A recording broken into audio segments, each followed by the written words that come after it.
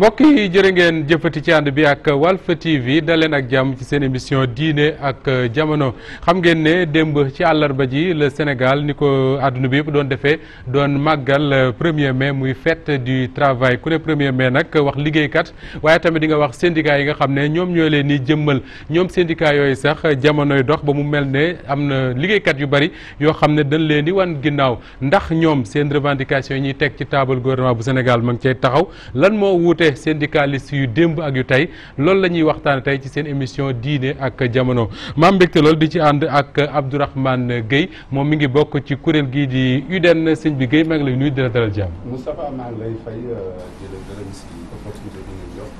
di nuyu suma nattangoo co-débatteurs yi mais di nuyu bépp sénégalais boo xam ne yaa ngi ñuy déglu di beral nuyoo nag sama nattangoo liggéeykat yi di leen ndokkeel ci seen bisub démb bi. di ñaan li nga xam ne moo ñu fi dajale muy waxtaan mu jural ñu loo xam ne day nekk njëriñ pour ñun ak askan wi yëpp.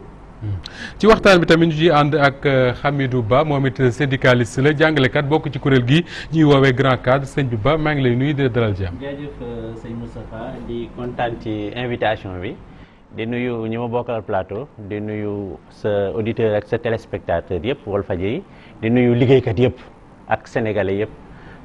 ñu naan démb moo nekkoon journée liggéeykat yi. ñu ngi leen ci ndokkal bu baax a baax di ñaan yàlla ñu koy def ay ati at mu ànd ak wër ak jàmm ak salaam.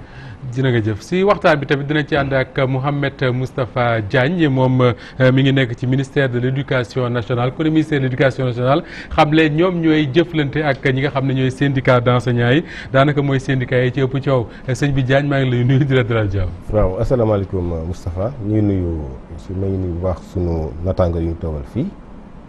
di nuyu aussi donc ñii seetaan ñëpp Walfadjri di leen gërëm di leen sant ci invitation bi. am mbégte loolu nag di dalal Bakhaw Diong moom it syndicaliste la bu di jigéen bi nga xam ne moom moo jiite centrale bi di CNTS FC authentique soxna Bakhaw maa ngi lay nuyu di la dalal jàmm. ok sëñ Moustapha maa ngi lay nuyu bu baax di nuyu aussi auditeurs et auditrices su Walf FM di nuyu aussi seen kilifa yi nekk ci kër gi di sargal aussi. sama travailleur u Sénégal yëpp ak sa travail yu monde entier ci journée bi nga xamee ni moom la ñu def démb mais di ci jiital aussi nag travailleur yi nga xamee ne ñoo ma jiital ñu nekk CNTS FC authentique. yow sax la ñuy tàmbalee suñu waxtaan soxna Bakhaw travailleur ku ko wax 1er mai tey boo ngeen doon tirer bilan ci li nga xam ne moom moo xew démb ci àllarba ji lan ak lan nga mën a jàpp ne moom mooy seen bilan ci 1er mai. waaw sëñ Moustapha donc maa ngi lay gërëmaat encore une fois bilan wu 1er mai moom wax ko fi man du may jafe parce que travailleur la te démb suñu journée démb bi dama ci profité remercier ñi nga xamee ni démb ñoo ma fal renouveler seen confiance ci man à la tête de la CNTS FC authentique ndax démb dañu doon def suñu 3e congrès en même temps di def feetu 1er mai. li ñu fa jëlee moo di demoon nañu palais déposé ci ay cahier de doléance bu ñu fa déposé yaakaar naan bu ñu ci duggee. dinañ wax réponse yi nga xamee ni moom Macky Sall moom la joxe. ci interpellation yi que syndicalistes yi def. mais dama wax ni man li nga xamee ni moom la ñu fa wax ca palais muy 5 centrales syndicales yi nga xam ni ñoom la ñu jox parole. lañ fa wax dama ni man. d'accord ma si format bi ni ñu ko defee d'accord ma si et je le répète ndax ñooñu ku ci jël parole jëluñu la parole ci au nom de tous les travailleurs dañ la jox parole au nom de ta centrale syndicale. te sa cahier de doléance la nga xamee ne moom nga def ci sa cahier de doléance ak sa ay travailleurs moom nga fa taxaw wax ko comme ñun duñ ko partager ak ñun. te ñu am suñu yeneen doléance yu spécifique yoo xamee ni bokkul ak ñoom lu ñu wax dana jafe ñun ñuy d'accord ci li nga xamee ni lépp loolu liñ fa wax ci lépp. d'accord kon li nga bëgg a wax rek moo di ne li nga xam ne moom la fa centrale yooyu wax. tey boo doon seet travailleurs ñëpp duñ ci gis seen bopp. déedéet duñ ci gis seen bopp dans la mesure où ñoom li nga xam ne mooy seen préoccupation travailleur moom lañ fa génne. bu fekkoon buñ fa génne wala balaa ñuy dem duñu dajalewaat centrale yi ñun ñëpp. ku ne wax sa préoccupation ñu waxal ñu ko bu boobaa ñun duñu bañ. léegi moom travailleur sénégalais bi nga xam ne bokkul ci centrale bokkul ci leneen tey boo doon tënk revendication bi gën a jàmp ci jamono ji ñu ne lan ak lan lay doon. waaw moom laa travailleur bi nga xam ne bokkul ci benn syndicat. ñaxtoom moo di dundinam façon bu muy dunde parce que bu leen fàtte ni liggéey dafa jafe. moom la ñuy wax ci nasaraan ay précarité de l'emploi ndax liggéey jafe na jafe boo xamee ni nit ñi seen bopp la ñuy tal balaa ñuy tal yenn syndicats yi moo tax boo seetloo attraction bi nga xam ne moo amoon ci syndicats yi dafa wàcc dafa manqué trop ba nga xam ne liggéeykat bi dafa bëgg jëlal léegi nu mu tudd mbirum boppam pour fajal ko boppam donc loolu war na tax tous les leaders syndicaux ñu xoolaat seen bopp ñu taxawaat ñun ñëpp seetluwaat seet nan la ñuy defaree syndicat. d'accord Abdourahmane Gueye boo dee xool 1er mai ya daan am ak yi am léegi est-ce que mënuñu gis à travers travailleurs ni ñu ciy taxawee que ni mouvement syndical wala 1er mai si boppam charme bi ko travailleurs yi doon jox wala bi mu amoon ci travailleurs yi mi ngi commencé di dee. man de dama gis ne tey la travailleurs yi gën a taxaw si feetu 1er mai. dama bëgg a fàttali rek ne bu fekkee ne dañu interroger histoire dañuy gis ne benn centrale moo fi aman muy participation responsable nga xam ne maanaam tey ñi nga xam ne ñoo tas yeneen centrale yi yëpp fa lañ nekkan tey 20 centrale ak ñaar moo am loolu nag soo ko seetloo ku nekk di organiser sa mbiru bopp xëy na bu ñu dajale woon ñun ñëpp ñu organiser mën nañu gis xëy na mbooloo mu toll noonu li si des mooy dafa nekk journée boo xam ne c'est symbolique du ñun kese ñoo koy feete fii ci Sénégal àdduna wërngal képp kuy liggéeykat da nga koy feete parce que histoire la woon kon loolu mooy wane ne képp koo xam ne yaa ngi liggéey rek bis boobu da nga koy xaar te da nga koy jox dayoo ba mu tollool li ci des mooy ñi ñëwut ci rassemblement yi mais am na ñoo xam ne beneen format lañ dem ñun suñu jëlee suñu organisation bi nga xam ne moom laa jiite muy UDEN nga xam ne ñun dañoo bokk ci UNSAS mais Dakar mooy dem ci défilé bi ci coalition bi ñu bokk nga xam ne juróomi centrale ñoo ko ëmb. yéen a ne woon obélisque. ñoo nekkoon obélisque. muy CNTS muy CNTS force de changement. muy CSA muy UDTS ak muy. UNSAS. mais ñun ñi nekk Ndakaaru ñi ngi koy féete Ndakaaru waaye boo demee ci beneen région boo dem. organiser nañ ko déposer nañu cahier de doléance kon loolu dafay wane ne liggéeykat yi jox nañ ko solo ba léegi waaye dina am question yoo xam ne xëy na dinañ si ñëw. lan moo tax kon su ngeen demee devant le président de la République par exemple parce que soxna Baxaw juñ na ko léegi ñu continuer rek wax ci su ngeen dee wax yéen juróomi centrale yooyu ñu jàpp ne yéen a gën a représentatif yéen a ëpp mbooloo si travailleurs yëpp duñ ci gis seen bopp lan moo tax ngeen di wax rek ci syndicat bi ngeen bokk wala centrale bi ngeen bokk. non loolu gisin la rek te dëppoowul ak li nga xam ne moo nekk. xam nga li am mooy lan xam nga travailleurs yi dañuy nekk ci entreprise mu am ñu bokk fii am ñu bokk fii te am ñu bokk ci cinq organisations yooyu am na ñeneen ñu bokkul foofu mais suñu jafe-jafe yi ñoo koy partagé kon mënuñu wax yeneen jafe-jafe simp ay nit kese ñi bokk ci benn centrale kese di leen waxal loolu mënu nekk mais li fi am aussi il faut ñu wax gis nga démocratie dafa am prix ñun ñëpp dañu gis ne centrale dañu bari 20 centrale ak ñaar boo leen bëggee teg ci table de négociation ku nekk indi ñetti nit plus la partie gouvernementale waxtaan wi du jur dara. fa la ñuy fa yéen fanaan fa ñu ne nañ ko organiser ñun ñu waxtaan tënk nu ñu koy doxalee loolu moo indi arrêté bi nag liñ ci mën a jàpp mooy dañ ne pour nga mën a nekk organisation bu ñu considérer comme représentative. da ngay si ñuy wote. maanaam bokk ci négociation toog ak président wax ak yooyu. il faut nga dañ naan téeméer bu wote fukk yi na nga ko am. 10%. ñu ne ñooñu état bi dina leen jàppale. maanaam dina leen jox ay koppar. ay koppar pour que ñu mën a aussi parce que loolu moo am fépp si àdduna bi. waaw d'accord nañu kon loolu suñ si waxtaanee ba d'accord si tënk ko ñu dem élection yàlla def mu am ñu ko matale. man dama jàpp ne li nga xam ne moo jaadu mooy ñi nga xam ne matale wuñ ko ñu nangul ñi nga xam ne ñoo ko matale ñu jox leen li nga xam ne arrêté boobu moo leen ko jox muy cër bi. ñu doxal ko fii ak juróomi at dañuy delloo. parce que élection yi par 5 ans la. waaw suñu demee mais bu boobaa comme ni ñu dañuy reboloté bu boobaa ñi nga xam ne yàlla def na xëy na am na ñu bokkoon tey ëllëg mën nañu bañ a bokk. mais bu fekkee ne dañuy ñun suñu si bokkul rek dañuy sànni xeer damay jàpp ne loolu aussi source de division la te loolu dafay fragiliser. maanaam le monde du travail. te loolu dinañ si ñëwaat. parce que loolu mooy li am mooy dañu war a bokk di waxtaan di méngoo di diisoo parce que xam ne ñoo bokk ñun pas-pas loolu mu ñuy jëmale kanam. d'accord alors sëñ bi Ba Hamidou tey jii sooy xool rapport diggante syndicat bi ak travailleur bi est-ce que le travailleur sénégalais mi ngi continuer di gëm mouvement syndical ni mu ko gëmee woon année yi ñu jàll. waaw sëñ Moustapha rek mooy may rek ma tàmbalewaat ci loolu moom laa xoon sànq. ñun en vérité ci UNSAS lañ bokk. donc ñu ngi waroon nekk obélisque ci comme tous les autres syndicats en tout cas composantes des syndicats des centrales de la confédération. Malheureusement nag am ku ñu jege woon lool nekkoon vraiment pilier ci suñu syndicat OIS muy Saliou Thiek yàlla def mu gaañu. Ce qui fait que ñun démb en lieu place du défilé et de la fête. dañ ko prévoir dañ ko ñu ngi woon këram defal ko ay ñaan ak yooyu. donc di profiter encore ci émission bi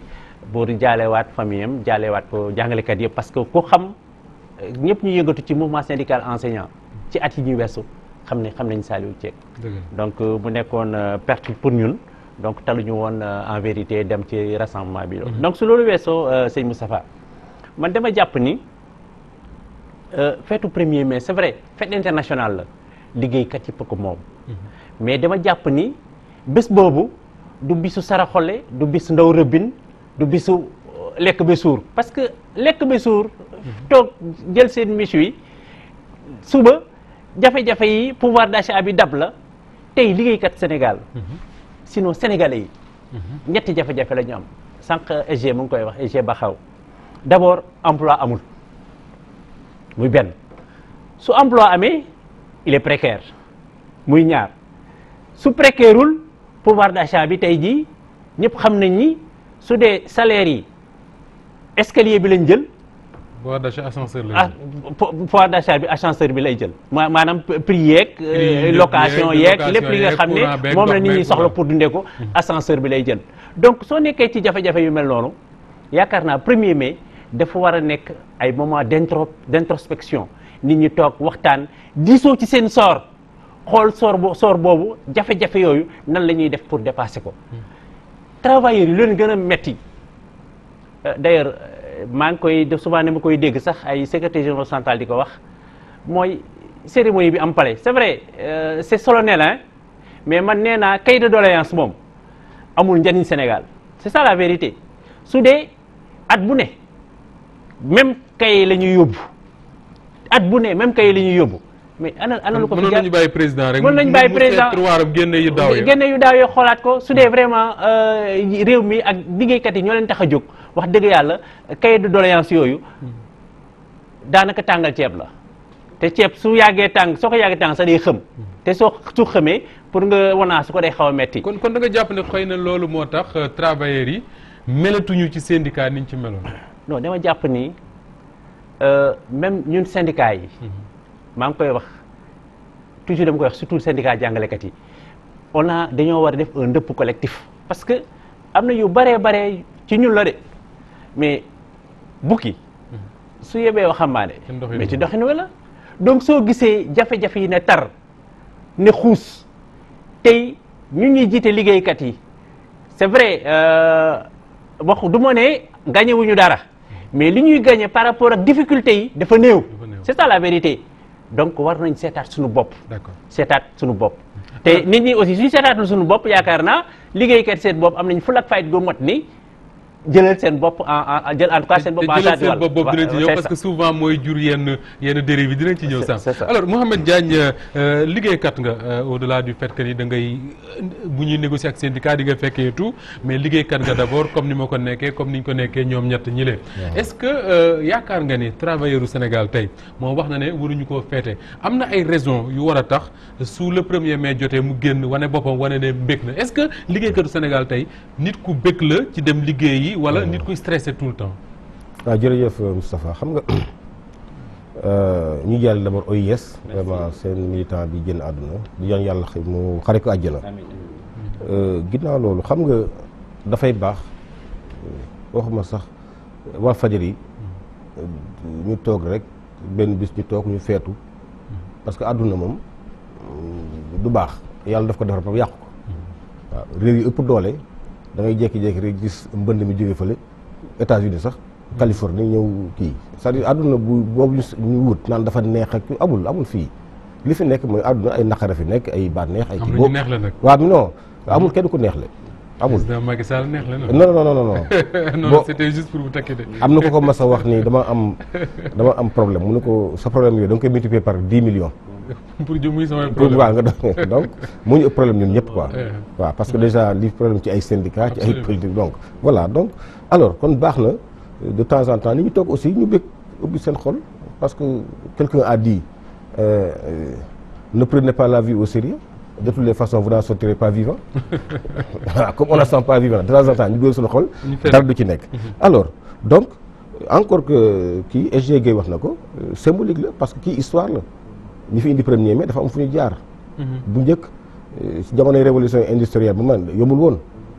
waaw yombul woon di casse ay droit liggéeykat yu njëkk ya nekkoon ci mine yi maanaam ay kamb yoo xamante da ngay jékki-jékki mu affaissé wu sa kaw nga dee nga yem fa bon te nga am ay salaire de misère ñu jàll émi zola yëpp xam nañ ko donc loolu ba syndicalisme am ak yi yëpp ba tey ñu def ko ci principe constitutionnel def ko ci convention internationale yi def ko aussi ci code du travail kon loolu ay acquis la yu mag a mag syndicalisme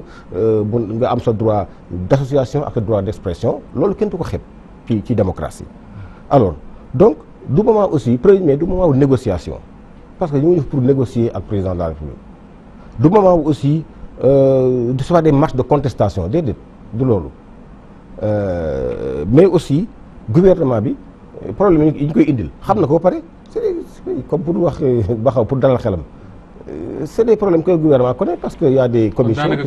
au-delà du symbolique oui parce que négociations yi avec les comités de suivi daanaka chaque weer ñu daje waxtaan ci benn kii dans le cadre du sectoriel donc loolu du problème bi donc mais li ci rafet mooy bu njiitu réew mi ubbee buntu këram ne ñëw leen ngeen waxtaan dafa am symbole bu muy jox waa réew mi que waxtaan war naa mën a am diggante état bi au plus haut niveau ak travailleurs yi day wane aussi ni sëgam président de la République moo respecté travailleurs yi kon état bi yëpp gouvernement bi yëpp ak à tous les échelons war nañu respecté travailleurs donc loolu ay symbole yu mu wane bu ko defee day dalal xelu réew mi moo gënoon mu tëj ay buntam ñii di sànni xeer ak yooyu alors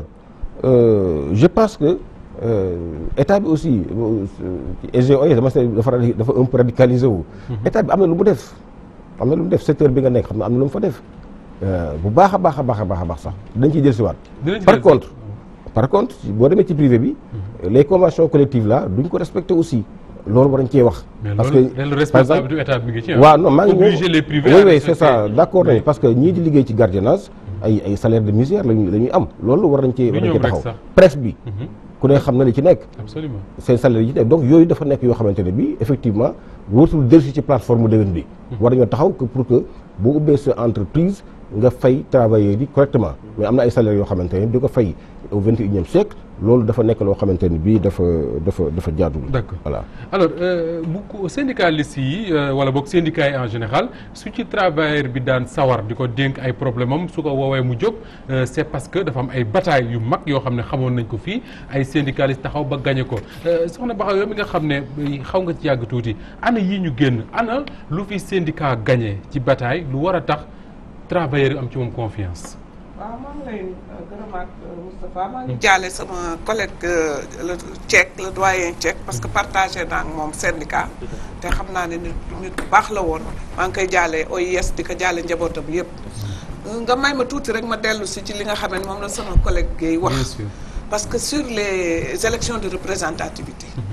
d'accord nañu ni ñoom def nañ seen coalition syndicale parce que ñoom ñoo bokk ci international bu ñuy wax CSI waaw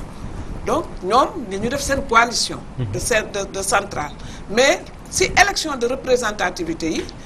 ñun mënunoo nangu loo xam ne ni leerul ñun CNTS FC fu ñàkk leer gi ne fi ñàkk leer gi nekk moo di benn arrêté génnagul ministère du travail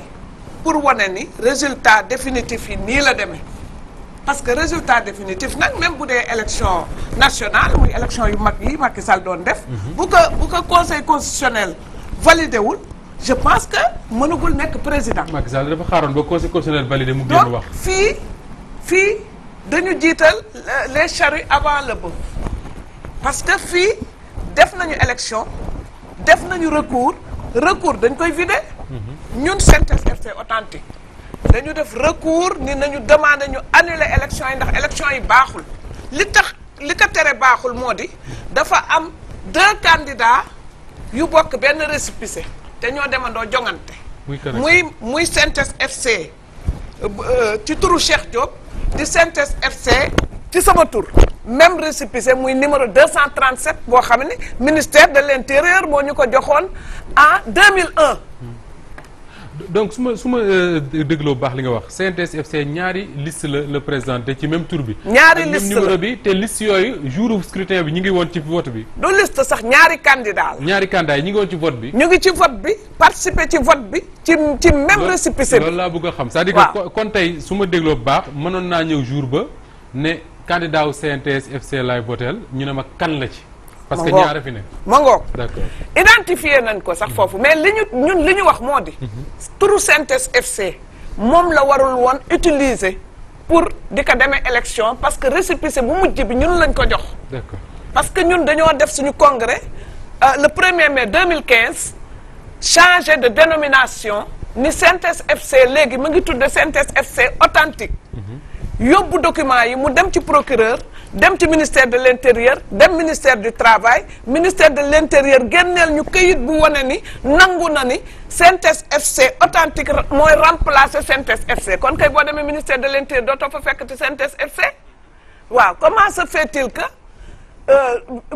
nombre fictif boobu ñu koy utiliser ci biir ay élection ba di ko jox rang di wax mooy 4e ñun loolu la ñu contesté te dañuy continuer di ko contester ndax mbir mi dem na ba cour d'appel nee na la cour est incompétente pour mën a trancher loolu daf ko yóbbu cour suprême wàcceegul ba léegi waxagul ku gañewul mais nun dañuy continuer suñu contestation wane ni même subvention bi ñuy jox CNTS FC du yoon parce que loolu état bi di def état bi dafa juum te yaakaar naa ni le président Macky Sall comprendre na ko ndax ku ko dégg démb ñun dañuy coow di yuuxu di ko wax parce que syndicat nag xeex la ak wax. donc moom gëm na ni léegi état waratul dugal loxoom ci biir syndicat yi. d'accord moo ko waxal boppam. d'accord donc li nga wax léegi ma ñëw ci léegi muy bataille syndicale. bataille syndicale da daan nekk ay bataille yu épique wax nga ko léegi tudd nga fi ñoom Madia Diop tudd nga fi ñoom Castro. tudd nga fi ñoom Omar Sané le président Omar Sané ñoom Ibrahima Sarr. tudd nga fi ñu bëri ñoo xam ni ay mag la ñu woon ci syndicat xeex ci syndicat décroché ci loo xam ne ni amatul léegi ndax dañ daan bëri. taxawal nguur bu leen neexee ñu ni suba bu benn travailleur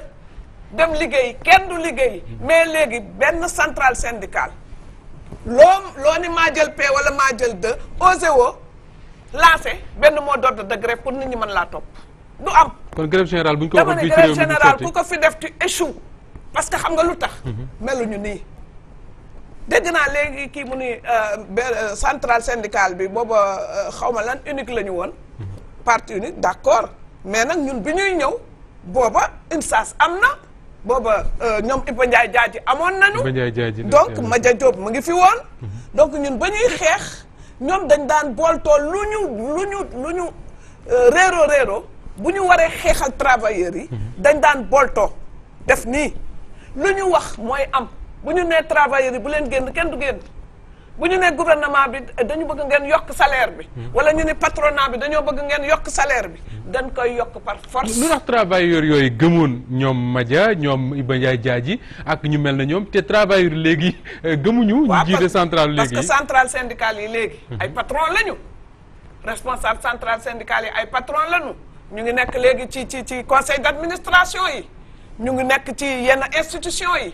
ñu ngi leen di jox ay subventions ay 300 millions ñoom ñu koy séddoo te du yegg ci base bi man maa wax du yegg ci base bi parce que bu fekkee ne da nga nekk centrale syndicale c'est l'union des syndicats. L'union des syndicats bu ñu la joxee par exemple ne serait-ce que 50 millions. war na mën a wàcc ci base bi. ba syndicat bu ne yëg ci boppam. mais bu ci syndicat yëgee boppam nañ ñu wax kan moo ci yëg boppam. alors dafa wax lu am solo moo di ne ñoom Madia Diop ak ñu mel ne ñoom moom lañ ciy gën a tudd ndaxte daanaka moo ci gën a siiw mais am na ñu ko jiitu am na ñeneen ñu ñëw après gouvernement bi même bu leen ragalul woon it bàyyiwala leen bàyyi xel boo xam ne. fu Madia daan waxee ñu xam ne bu gouvernement fajul am lu xew ci réew mi loolu moo indi woon participation responsable ba waa CNTS dem dugg ci gouvernement bi est-ce que tey jii gouvernement wu Sénégal ak patronat bi en général mi ngi wax sànq ci privé bi amati nañ lu ñuy ragale syndicats yi nga xam ne ñoom ñoo fi nekk. yaakaar naa ne li nga posé lu am importance la te am nañu ay éléments de réponse mais da nga may baal tamit ma préciser rek. que ne bismillah avant. UNSAS di judd ak CSA participation responsable noo fi nekkam ñun dañu bokk ci ñi nga xam ne dañ leen xeex te yaakaar naa ne Amidou mën na ma témoigner nous sommes témoins de l'histoire xeex boobu ñu doon xeex moo indi après UNSAS am après CSA am c'est à la suite la ñoom sogo ngeen lañu sogo juddu ci biiru CNTS pour dire que ne li mu bëgg a wax foofu mooy bu ñu bëggee def une analyse il faut que ñu koy corréler ak l'histoire parce que dafa am importance. Le mouvement syndical effectivement boo xoolee ñi nga xam ne ñoo ko ŋànkan nekkan ay ndaanaan waroo nag ak ñi nga xam ne tey ñoom ñoo nekk ci langue gi li ci njëkk te mu waral ko mooy ñoom dañu amoon modestie nangu jàng nangu gëstu di instruire question yi dañ daan dem ndax ba wut expertise extérieure comme ni ko suñu nattangoo yi bitim réew di def parce que yàlla may nañu ñu voyager dem fu nekk tey boo demoon France fu mel ne France nga jël SNES FSU nga xam ne moo nekk dans le moyen secondaire dañuy employer 100 personnes yoo xam ne duñu ay jàngalekat dañuy jël juriste jël ay journalistes domaine bu nekk ñu jël ci nit parce que dañu xam ne le monde a évolué te mbir pour nga mën ko dominer il faut nga xarañ ci mais jàngalekat yi fii ñoo bëgg a nokk lépp loolu moo gis même politique yi nga xam dañ koy asseoir dafay échouer muy politique de l'habitat parce que boo xarañut ci dara mën nga am yéene mën nga am gis-gis mais gis-gis bi est-ce que dina nekk gis-gis boo xam ne dafay dëppoo ak li nga xam ne moom moo war a nekk la réalité pour dire simplement que ne tey soo xoolee ku mel ni Mamadou Ndoye mais ñëpp xam nañ ni ba muy dugg même bi muy dugg ndax mu ci gouvernement bi dafa dem ci parti bi mu nekkan ñu dem rencontre di Abdou Diouf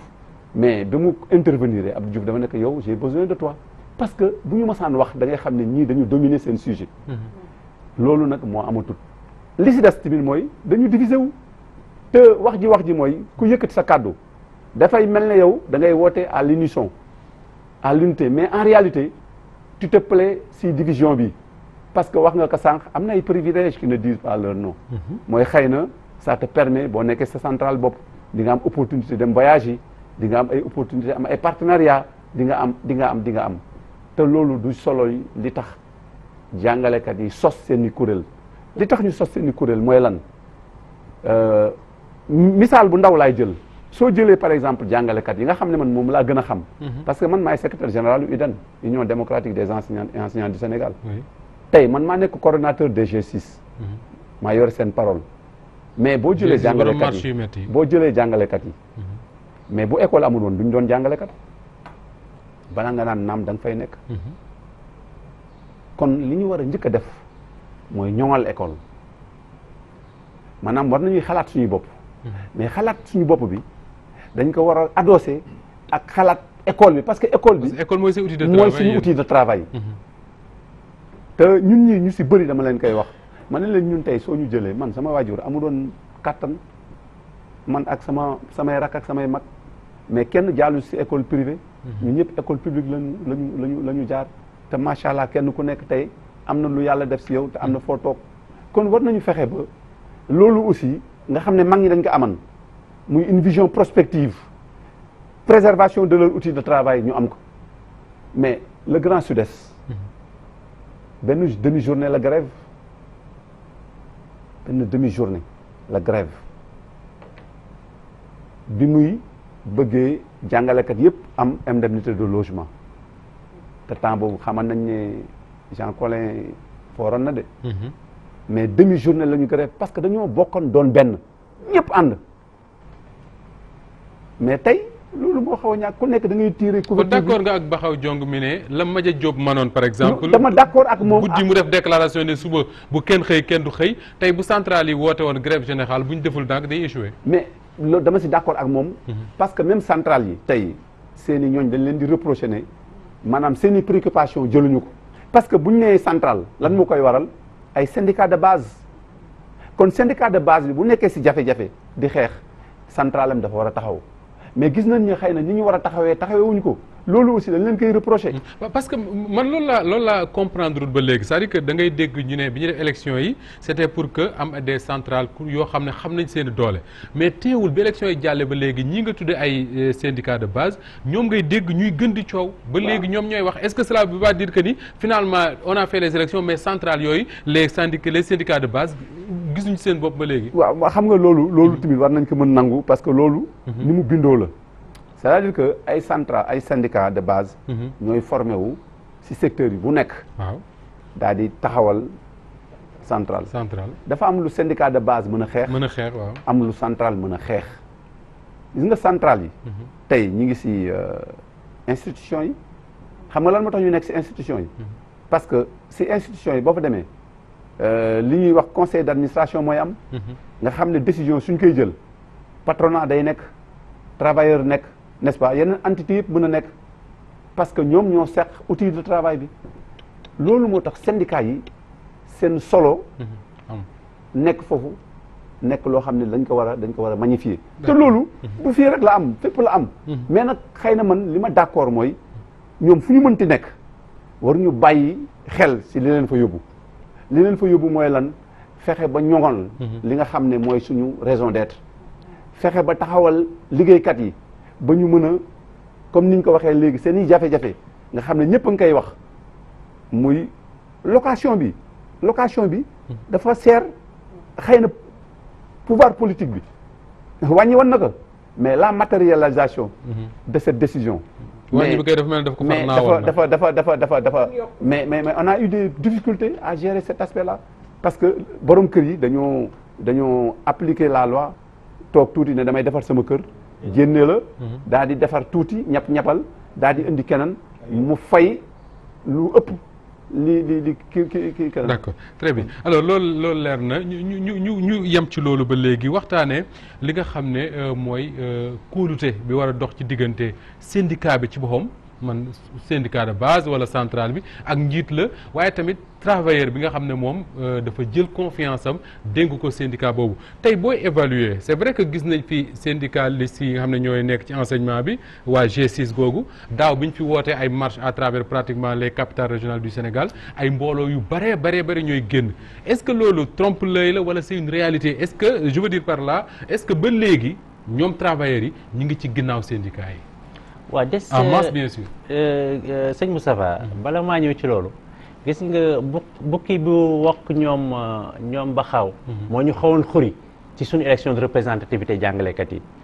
ñun aussi bi ñuy dem élection de représentativité ci jàngalekat yi au niveau des syndicats d'enseignants bon ñaari OIS ñoo amoon mais heureusement pour ñun bi loolu di am fekkoon na Cour suprême àdduwul woon cour d'appel la ñu yemoon ci diggante bi élection yi am mu indil ñu tolof bu metti mais heureusement c'est derrière nous parce que après Cour suprême dafa addu booba léegi nag wax dëgg yàlla autorité yaa ngi koy jëfee donc à ce niveau là ñun amatuñu problème c'est derrière nous moo tax ñu am sañ-sañ investir terrain bi pour que prochaine élection yi vraiment ñu mën a bokk ci élection syndicat yoo xam ne ñoo gën a taxaw ci Sénégal li nga wax sëñ Moustapha gis nga man nee naa élection de représentativité yi c'est vrai réglé nañ benn problème mais li ñu yàq mu ëpp xam nga lu ñu yàq mooy lan soo jëlee jàngalekat yi bi ñuy préparer les assises nationales les enseignants ont parlé d'une seule voix et pourtant boobu élection amul woon boobu on avait des cadres le comité du dialogue social dirigé en son temps par Mamadou Diop Castro moo ñu convoqué ñun ñëpp siège du CNTS tous les syndicats d'enseignants amul woon boobu élection amul woon ñu waxtaan tënk déggoo on a eu le même porte-parole à l'ouverture comme à la clôture. te loolu ñàkk ngeen ko léegi. ñàkk nañ ko centrale yi aussi. moi je pense que même G6 bi ma ñëwee congrès UDEN daaw loolu laa leen fa wax ñun contre ñu élection de représentativité parce que am na njariñ. parce que leeral am na solo mais lu ëpp solo mooy élection yi warul diviser nit ñi gis nga tey jii wax naa ko jour bi ma ñëwee ci congrès UDEN ma ne leen man contre ma ay G6 yooyu mais li gënoon mooy G6 yàlla def nañu jàngalekat yi jox nañ leen kàddu mais xam nañu am nañ ay naataangoo ñeneen mais nañu woo ñooñu ce qui fait que bala ñoo dem ñu tàgguñu suñu tàggoo ñu waxtaan ñu jël suñuy jafe-jafe tënk ko suñu demee mën nañu waxal ñëpp centrale aussi ça doit être la même chose les centrales les plus représentatives normalement war nañu mën a créer ce déclic là xool ñeneen ñi woo leen ci ay waxtaan ce qui fait que suñuy dem ci table négociation bi fekk vraiment lépp la ñuy yóbbaale ëmb bu yaatu la ñuy yóbbu donc malheureusement à ce niveau là dafa amul moo tax tey tasaaroo bi ëpp ñii suñu xëccee jëm fii ñii xëcc jëm ne pënday bëri rek waaye liggéeykat yi njariñ bu néew lañ ciy am. est-ce que liggéeykat yi ñi ngi ci ginnaaw syndicat yi ba léegi. wax naa ko sànq. parce que lépp solo mooy ñoom parce que finalité bi lépp foofu la jëm. gis nga secteur bu ma gën a maîtriser. mooy secteur du jàngalekat yi. demal daal ci Cecof corps émergent yi da ngay gis ni en vérité jàngalekat yu syndiqué wul ñoo ëpp ak ñi syndiqué et c'est valable également pour les fonctionnaires tey jii jàngalekat yi gën a yu syndiqué wul. la syndicalisation jàngalekat yu syndiqué wul ñoo ëpp ak ñi syndiqué te loolu day wane ni liggéey bu bari des na ci syndicat jàngalekat yi parce que nit ñi aussi pour ñu jox la seen kàddu pour ñu wóolu la mais da nga ko war a wane da nga war a wane taxawaay boobu wane mat googu nit ñi daw ñëw si yow mais malheureusement loolu fu mu nekk nii dafa xaw a jafe ñi nga tudd fi sànq muy ñoom Madia je ne l'ai pas pratiqué parce que boobu ay xale lañu. mais man gis naa Mamadou Diop Castro tey mon ami Abdourahmane EG de l'UDEN suy dem ci àll bi 4x4 lay yóbbu 4x4 bu bees sàq lay yóbbu climatisé. mais Mamadou Diop Castro maag moom recevoir nañ ko Saamine Ndiaga Ndiaye la wàcc ñëw animer une conférence publique à Saamine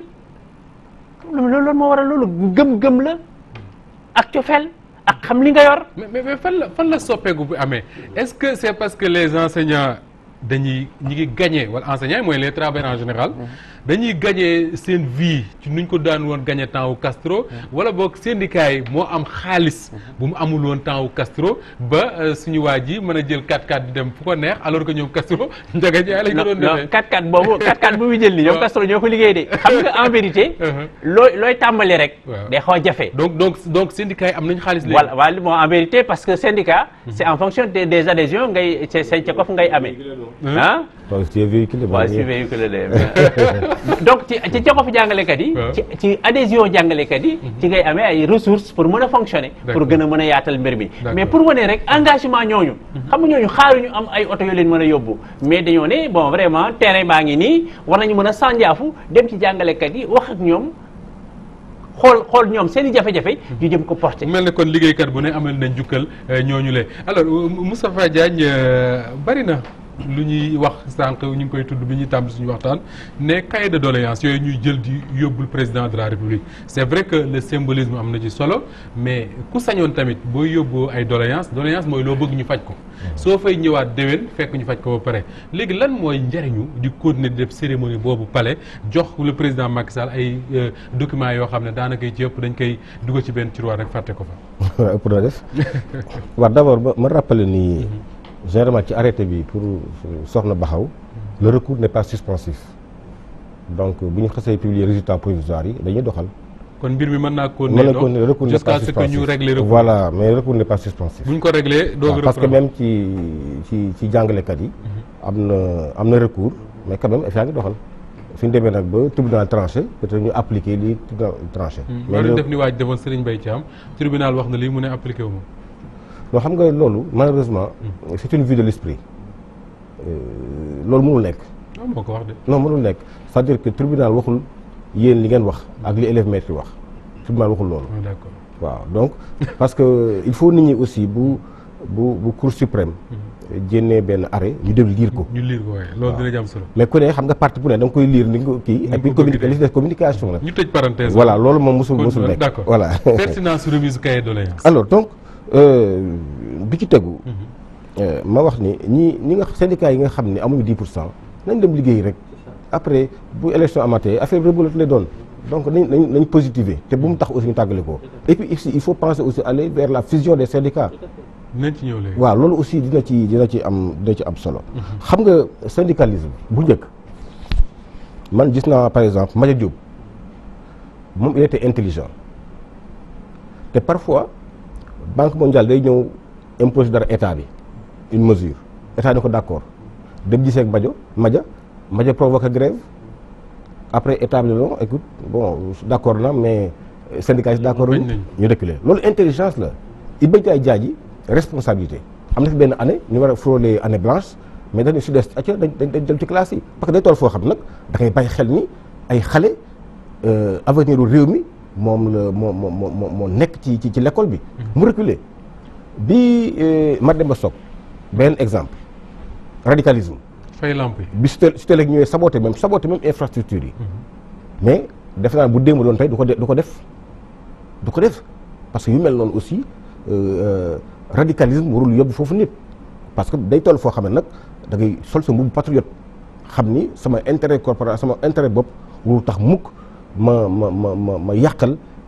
majorité réew mi. alors maintenant xam nga syndicats yi boo ko xoolee léegi li tax problème am. ba ay amicales du judd ay collectifs du judd di régler seen problème bopp c'est parce que ci problème de leadership la parce que syndicat organisation la organisation boo koy jiitee y a un problème de leadership y a un problème aussi de management. dañ koy manager da ngay nekk manager pour mën a manager organisation voilà loolu dafa am solo bu njëkk c'était le charisme qui suffisait ndax ñoom kii c'était des personnalités charismatiques mais léegi da ngay nekk leader nekk manager pour mën a jiite une organisation parce que ñi ngay jiite souvent doo leen dàq jàng parce que l'instituteur instituteur yu bëri léegi ci équipe bi ay master la ñu am kooku boo ko bëggee jiite da nga am loo ngànnuwaay mais li ko SG Gueye waxee seen formation dafay des encore aussi seen comportement parce que mënoo yow bëgg a bokk nekk secrétaire général du syndicat bëgg a siéger dans un bureau politique bëgg aussi nit ñi gëm la mënul nekk parce que booy wax même bu li ngay wax dëgg la dañuy bàyyi xel ne moom kat APR la bokk moom kat synergie ku la bokk mais ñoom Madia bokkoon nañ waaw mais teewul buñ daan grève ñëpp xam ne grève moo tax non mais boobu jamono yi bokkul jamono léegi nit ñi ni ñuy xalaatee ak bu njëkk bokkutut léegi loo wax dañ koy seet ak li ngay def. est-ce que kon doxin wi du ci syndicaliste bi si boppam. moom mi nga xam ne moo mënul boole bokk ci parti. ak nekk syndicaliste mooy manager bi xam nga ñemewoon nañ ko manager. ba nit ñi comprendre ni. il y a des limites. parce que c'est des citoyens yoo xamante ne bii am nañu droit bokk ci ay parti quand même. mais bu fekkente ne bii. dañ lay gis la différence entre les deux. voilà da ngay ñëw tey nga def plateau défendre syndicat bi bu subaa nga jël mot d'ordre politique.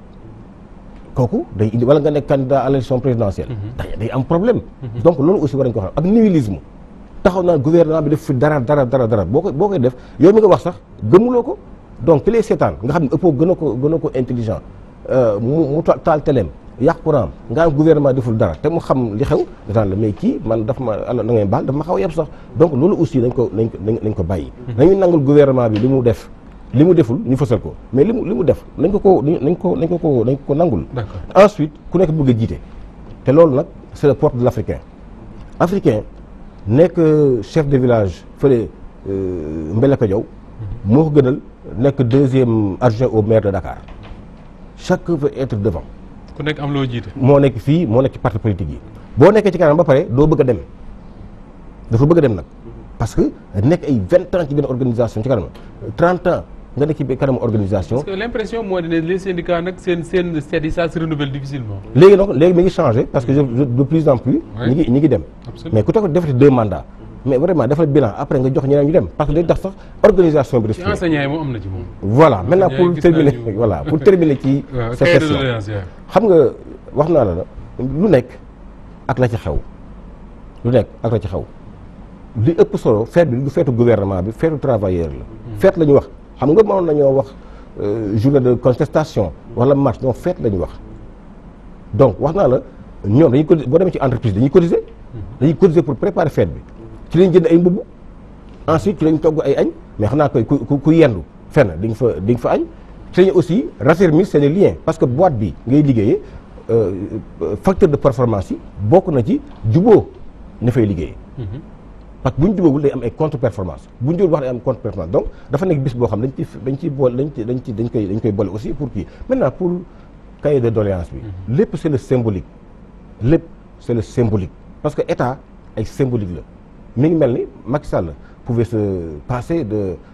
la prestation de serment xam nga mënoon nañu rek dem ci palais ba woo ñeenti nit daal di prêter serment. am na réew yu dul prêter serment France bàyyi nañ ko. waaw mais fii boo bu ñu koy def. c'est pour consolider la démocratie loolu dafa baax ci réew. moo tax yooyu jarul di xeeb ay symbole jarul di xeeb tabaski. lu tax ñu koy def ci l'islam ñëpp sañ fay ñëw Korité lu tax ñu koy def ci l'islam ay symbole la pour wane doole l'islam pour wane jullit li ngeen bokk am na solo et cetera boo demee ci chrétiens yi aussi Noël ak yooyu ku ne da ngay wane li nga xamante ne bi yaa ci bokk lu am fulla la voilà donc yooyu rek nga symbole mënul ñàkk ci dara donc kon jërul ñuy xaar ci dara ci cahier de doléance yi du régler dara symbole bi rek moo ci am solo symbole bi moo ci am solo pour man d'accord alors soxna Bakhaw ci symbole boobu bu ñu ko dépassé quand même remise de cérémonie boobu ci le président de la République profité parfois pour tontu ci yenn préoccupation travailleurs bii pas nag mu def loo xam ne miinuñu ko woon trop mooy wax clairement travailleurs yi ne leen en tout cas su ma jàppee ci li nga xam ne moom moo génn ci këyit étu yéen kaay yëpp que ni yokkum salaire moom xalaatu ko fii ci réewum Sénégal est-ce que comprendre nga président Macky Sall ni mu waxee noonu ak travailleurs yi. waaw nga may ma ñëw rek parce que xam nga dama toog ak sama ay collègues gu jàngalekat. ñu bokk ci ay kuréel. te man ma bokk ci kuréel man itam boo xam ne bu ñuy wax la fédération des enseignants FEDER. te coordonnateur bi di Ousmane Diallo bokk ci sama centrale ma am ci 5 syndicats d'enseignants yoo xam ne ñu nekk sama centrale te kenn ki nekk ci G6 muy SNELAS FC. donc ñooñu aussi dama leen di sargal te bu ñu toogee di waxu ko jàngalekat je pense que ni le coordonnateur est mieux placé pour que man pour toog di wax ci mbirum jàngale malgré que man jàngalekat laa te dama jiite syndicat ndax dama jiite centrale syndicale bu ma dellusee ci discours bi nga xamee ni président daf ko wax démb defe naa bi muy def discours bu dur la def parce que fast track bu muy wax je pense que ci lay dox parce que démb beneen Macky Sall man laa gis parce que quand même Macky Sall bu daan maslaa la booba xam nga booba nag faloogul parce que mu ngi wut da doon raam donc faloogul dina raay ñëpp neexal ñëpp wax ñëpp lu leen neex mais falu na te nee na mooy dernier mandat te dafa bëgg yëf yi gaaw dafay def langage de vérité la fa génne démb li nga xamee ni moom la gouvernement bi mënatul tële ko démb la génn ndax wax nag ñépp ko dégg nee na moom bu kenn ñun surtout ñun wax public bi lay waxal te ñi mu doon waxal bu ngeen seetloo ñun jàngalekat yi la doon waxal ak agent de santé yi waaw fonctionnaires yi en général ñi dépendre ci état bi waaw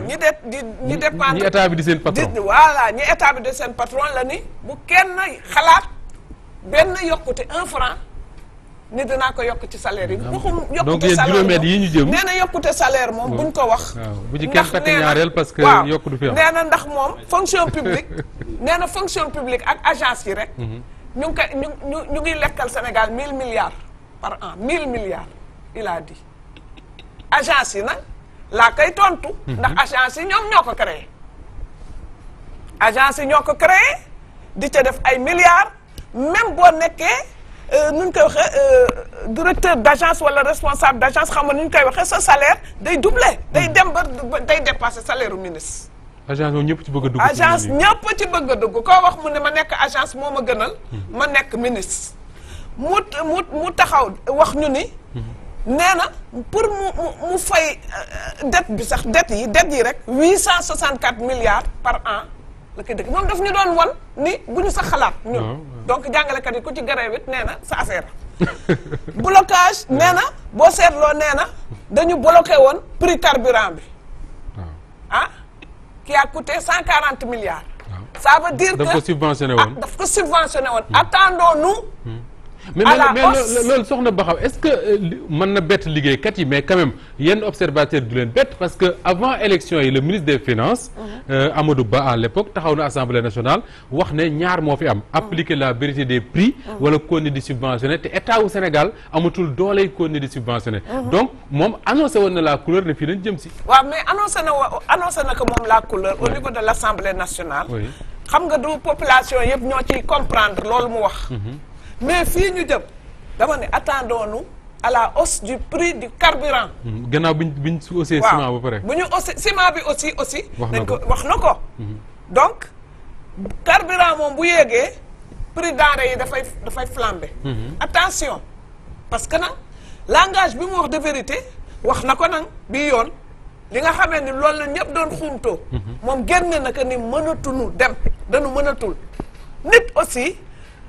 yaakaar naa ni su fekkee loo mënatul da ngay taxaw depuis le début rek ni mënatuma ko parce que grève mënul tere grève tant que les revendications ñu ngi fii nit ñi dañuy grève dañuy yëngatu dañuy ñaxtu parce que grève fii amul ci Sénégal yëpp grève ci monde entier bi yëpp la am xam nga li am solo moo di li mu wax démb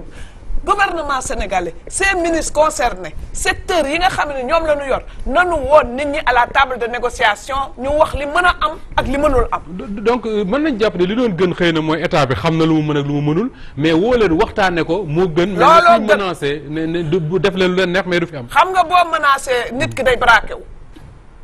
te dafa am loo xam ne ni état bi dañ ko digoon travailleurs yi. te ba léegi dafa des. d'accord. patronat bi aussi wax na leen lenn loo xam ni man dama ci d'accord dafa ni leen le secteur privé dafay demander augmentation salaire à hauteur de 20% mënul nekk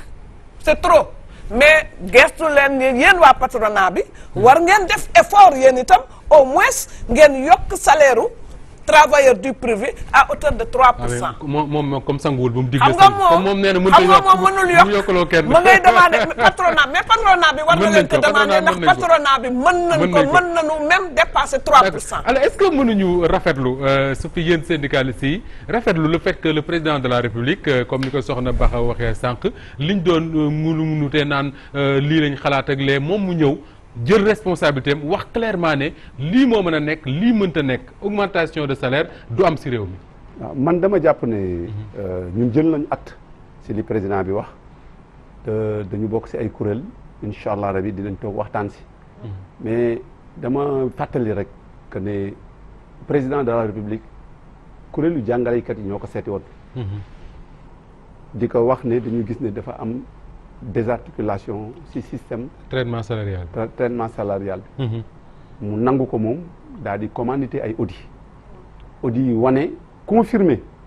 que ne li syndicalistes yi wax mu daal di ne li nga xam ne jàngalekat yi ñoo ko posé te mu nekk ñeenteelu poñu seen accord yi ma signé woon ak ñoom concerné wut simplement jàngalekat yi concerne tous les fonctionnaires kon nañu fexe ba fonctionnaire yëpp dajaloo ñu waxtaane ko ci la ñu demee Ngor Jaarama ñu dajale tous les fonctionnaires def 3 familles famille santé famille éducation et les autres fonctionnaires ñu def un séminaire waxtaan ak état au Sénégal ak état bi moo ko présidé parce que loolu point d'accord la woon le 4e point du problème c'était le régime indemnitaire bi ñu paree ñu daal di teg benn comité mu rédiger benn rapport ñu dem Saly tous les fonctionnaires étaient là-bas ñu daal di traquer les niches parce que soo poser benn revendication da ngay def ay propositions ñu traquer tout niche yëpp ñu traquer ko daal di formuler ay recommandations d'accord à l'endroit du président déposer ko sur la table du premier ministre ñun li ñu doon xaar ci président parce que président dafa ne balaa may mën a déséquilibre boobu am pour ma mën ko juyanti il faut ma am tous les éléments te jox ngeen ko tous les éléments jox nañ ko tous les éléments man li ma doon xaar te ma doon séntu ci moom doon réponse bi mu joxe démb parce que réponse bi fi mu ko joxee du foofu la ko war a joxe ni mu waroon def mooy woowaat ñi nga xam ne ñoom ñoo posé woon revendication bi da nga xam ne ñoom la concerné mu woo ñëpp ñu toog mu ne leen table bi lii la résultat yi génne mais ñun gouvernement fii la ñu toll ñu xool waxtaan parce que le président il n'est pas plus patriote que les autres Sénégalais ni mu bëggee Sénégal noonu la ñeneen ñi bëggee Sénégal xëy na moom posture bu muy nekk la ñu nekkul ñun te loolu war na ko mën nangu parce que ku nekk day am taxawaay booy nekk foofu ngay waxee loolu mooy état ku nekk sa rôle Moussa Wade li ma si bëgg a yokk te mu am solo dafa wax encore démb loo xam ne daf ma xaw a jaaxal tuuti muy la parce que dafa ne en domaine de syndicat un acquis kenn du ko remettre en question ça veut dire que ni ñi nga xam ne dañoo am salaire ay indemnité yoo xam ne dafa exorbitant jéggi dayoo ñooñu mënuñu ko wàññiwaat parce que nee na c'est un acquis d'un travailleur. wax na sax ne ñëpp mënuñu am waaw xam nga président moo wax loolu mais leneen li mu wax moo gën a doy waar parce que ça va indi l'achoppement des contraires dafa ne ñi nga xam ne ñoom constaté nañ ne maanaam ils sont lésés ba ñu posé woon point bi comme revendication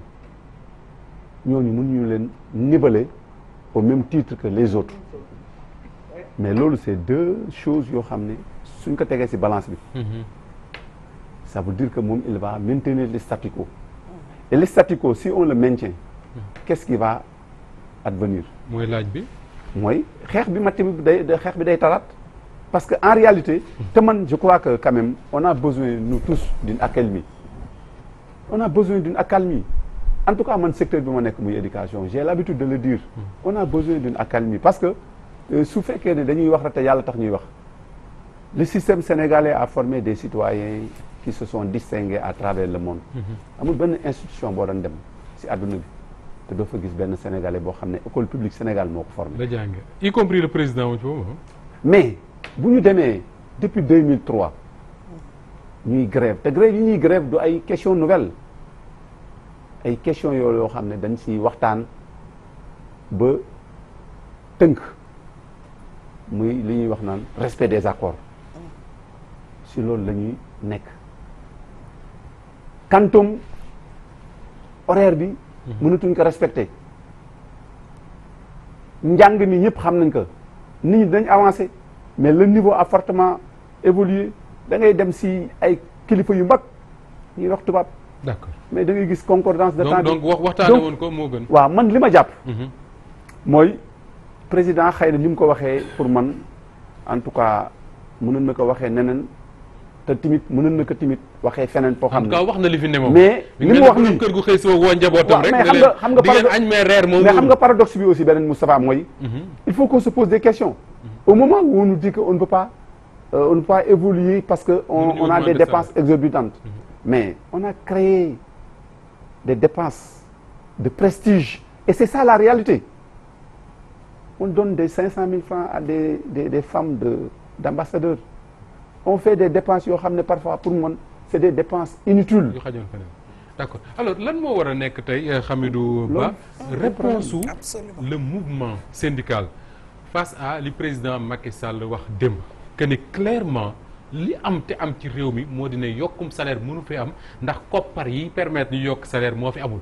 syndicaliste bi lan moo war a nekk réponse am toog ne li mu wax nii ñun ñëpp bëgg réew mi nañ ci ànd ak moom wala boog da ngeen yaakaar ne li waaj a waxoon yëngu-yëngal mooy jot. sëñ Moustapha bala maa ñëw ci loolu ñëwaat ci cahier de doléances yi may wax ni tàngalaat ceeb la. très rapidement. mais soo leen seetee depuis quelques années système de rémunération bi ñu ngi koy wax depuis quelques années depuis 2015 daanaka ñu ngi système de rémunération bi depuis 2015 yàgg nga dégg SG Sidya Ndiaye di wax collectivités locales yi la fonction publique locale. mais poñ yooyu ñooy ñëw di ñëwaat moo tax ma ne tàngalu ceeb la. jaratu ko sax jaratu ko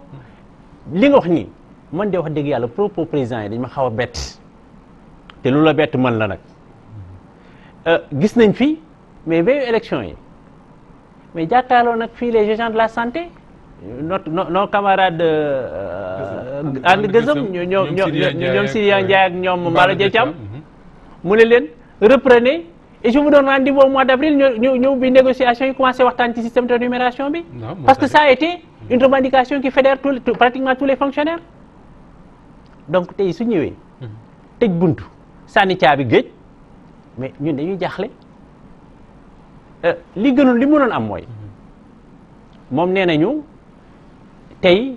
doole réew mi fu mu toll économie réew mi attanul augmentation de salaire et pourtant attan na entretenir des institutions budgétivores attan na entretenir des agences yoo xam ni daanaka seen i nit lañ ciy def ce sont des agences purement politiques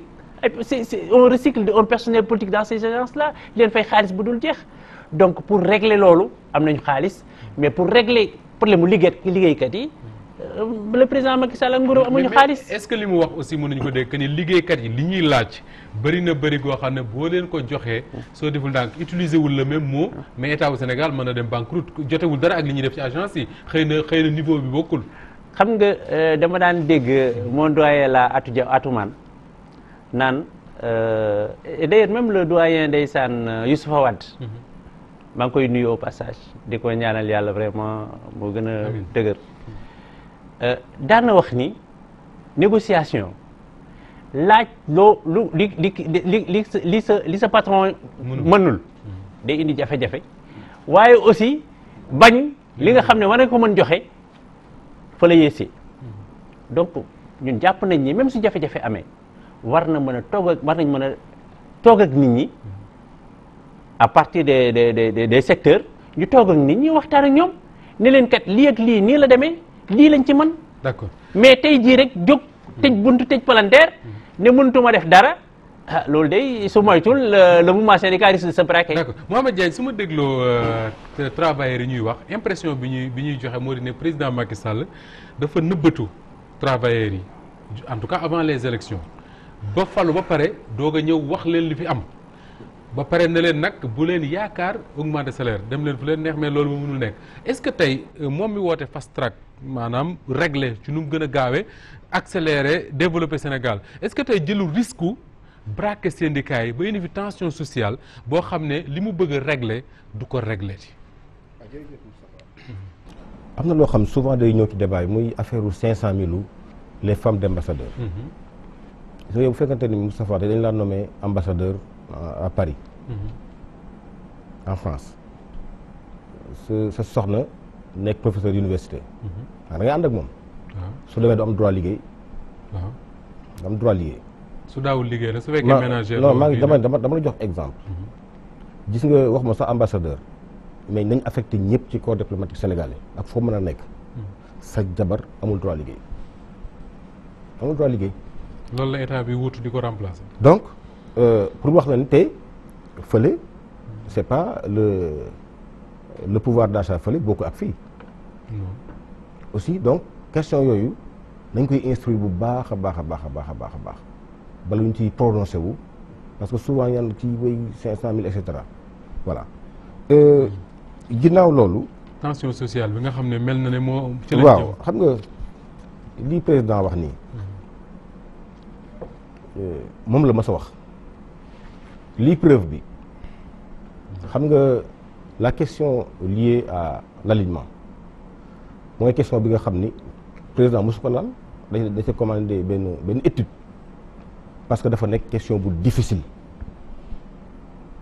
ou bien tu nivelles par le haut nga yéegal ñëpp impossible en l'état actuel de nos finances ou bien tu nivelles par le bas mu ni bon un acte démocratique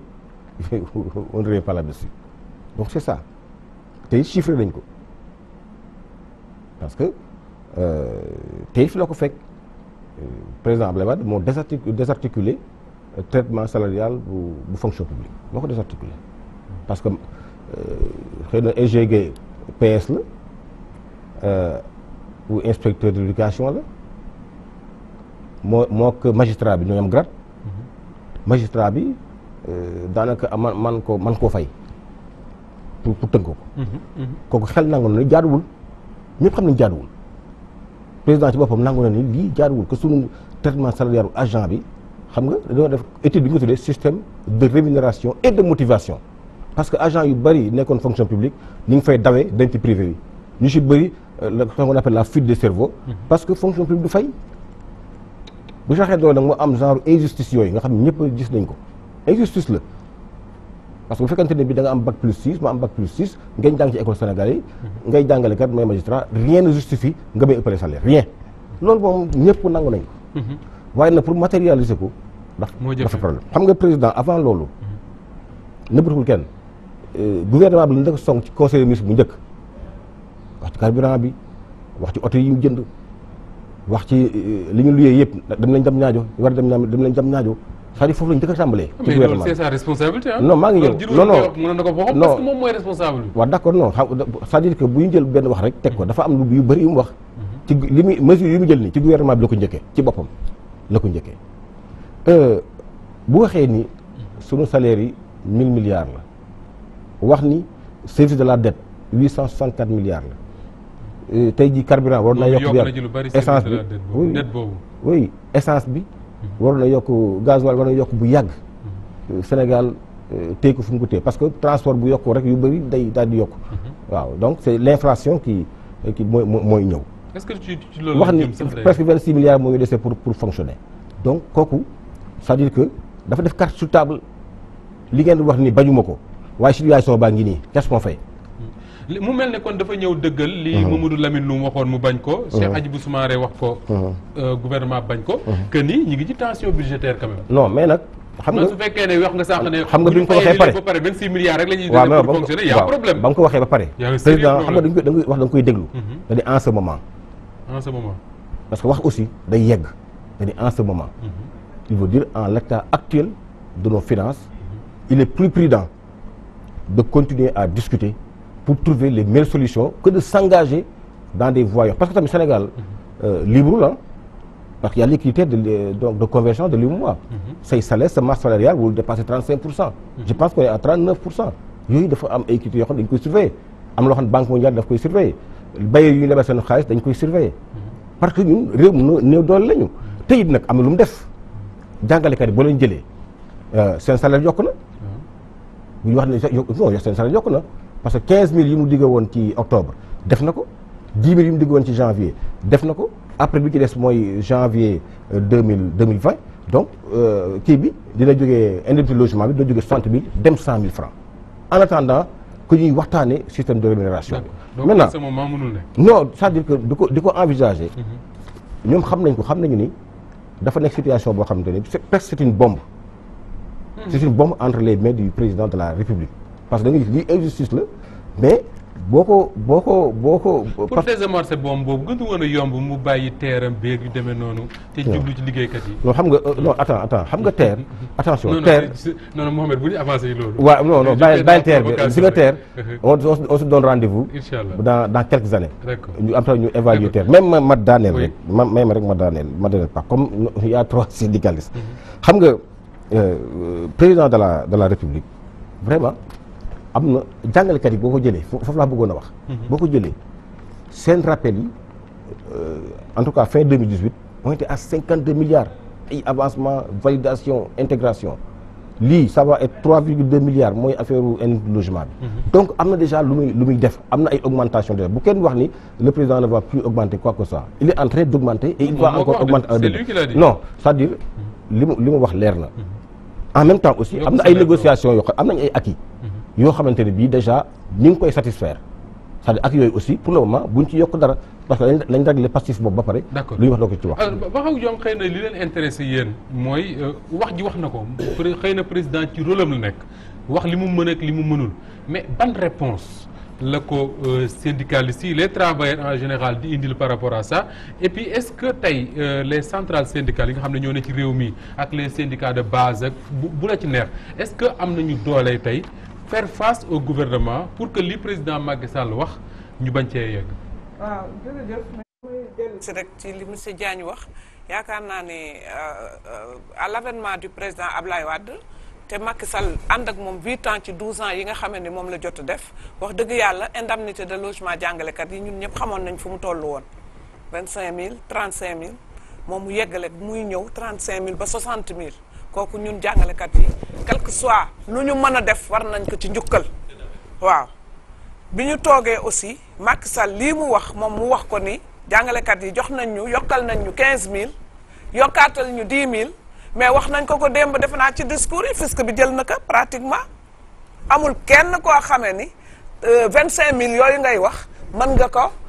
nga ko compter ci sa biir salaire te amul loo xamee ni dañul ci fiscalité bi parce que ñun sentiruñ ko jàngalekat yi sentiruñ ko beneen bi moo di booy négocier ak ay nit. tout au début dañu waroon wax li ñu mën ak lu ñu mënul booy wax dara da ngay def loo xam ne day réalisable moom il l'avait dit wax na leen bu ñu fi indi ay loo xam ni c'est pas réalisable mais ministre yi pour génn ci grève yeeg coono yi dañu ñëw rek dig lépp muy premier ministre du Sénégal ñooy jël ay engagement signé ay accord ni wax nañ ko bugguma dugg sax ci affaire jàngalekat yi ndax j'ai un coordonnateur qui est nee naa leen dans ma centrale mais li mu ci wax moo tax ma dellu si ci li nga wax léegi ci li nga stratégie yi nga xamee ni ndax am nañu ay moyens yi waaw wax nañ ko ci njëlbeen ba nan nga amee ay moyens te ñu tasaaroo nguur gee ñu tasaare de nguur gi ci boppam moo ñu tasaare et c'est de bonne guerre pour ñoom ndax bu fekkoon dañu nekk benn bloc xam nañ ni mën nañu dal ci seen kaw mais nag li président wax travailleurs yi li SG Gueye wax travailleurs yi dañuy dellu ci base bi de te dinañ ko seetaat bu baax parce que ñun dafa mel na démb ay menaces la woon ci ñun parce que booy wax ak sa ay nit mu am kuréel yoo xam ne da nga leen woowoon ba am loo xam ne da nga ko waxanteeg ñoom kuréel yooyu d'accord naa ci li nga wax kuréel yooyu waroon nañ leen woo ni leen mbir mi kat nañ ko seetaat nii la demee mais lii ci télé bi la journal boo génne tey ñu ni Macky Sall a dit que ni bu ñu sax bu leen xalaat sax may yokk ay salaire journal boo génn ñu ni da doon menacer travailleur journal boo génn ñu ni dañuy menacer travailleur te travailleur di nga ko traquer di ko yóbbu dina dem ba sës ci miir bi foo xam ne da lay gàncax parce que bu fekkee ni lii mu wax carburant bi dina yokk ëllëg ciment bi dina yokk ëllëg prix yi dina flamber te salaire yi dootu ko mën a attan attendez-vous à des mouvements d'humeur waxuma sax centrale syndicale yi au niveau des secteur professionnel bu ne am na loo xam ni doo ko nangu muy en ce qui concerne le secteur public mais secteur privé bi aussi dafa ni rek war ngeen leen yokkal au moins 3%. def leen yéen itam un effort waxu leen instruire leen daf leen wax ni yéen itam Racine yéen war ngeen mën a def effort pour yokkal nit ñi ay 3%. kooku di yëngal boppam non parce que dëgg la c'est le président de tous les Sénégalais. Il gère en même temps mooy sunu patron ñii ñooy sunu patron ci fonction publique. mais aussi moom mooy patron wu patronat bi donc war na leen fexe ba état bi accompagner ces entreprises qui sont en difficulté accompagner leen ba travailleurs yooyu aussi di liggéey ci privé bi mën a quand même am dignité parce que nous constatons un esclavagisme syndical travailleurs yi nekk ci privé ñu dee nañu ba pare terrorisme syndical moo am ci boo demee ci yenn entreprise yi il y a des choses qui se passent très sincèrement boo demee yow sa bopp da ngay am kersa parce que travailleur bi dafa mel ni jaam la léegi parce que ñun fonction publique rek mën na ñuy wax di laaj salaire di def ni mais da ngay dem ci entreprise yoo xam ku fay yuuxu loolu ñu dàq la danañ def moyen boo xam ne danañ la dàq ba di dàq ay délégués syndicaux te l'État sénégalais protégé wu leen il faut protéger les entreprises nationales mais dañuy privilégier des entreprises étrangères à la place au détriment quand même de nos entreprises nationales ñi nga xam ne ñoom ñoo ñu mën a jëlal suñu ay doom yi suñu doom yi liggéey am na lu mu wax léegi mais malheureusement wax nga ko léegi ci terre bi dafa wax loo xam ne ni ñi nga xam ne petit train bu la kontaanuñu boo seetloo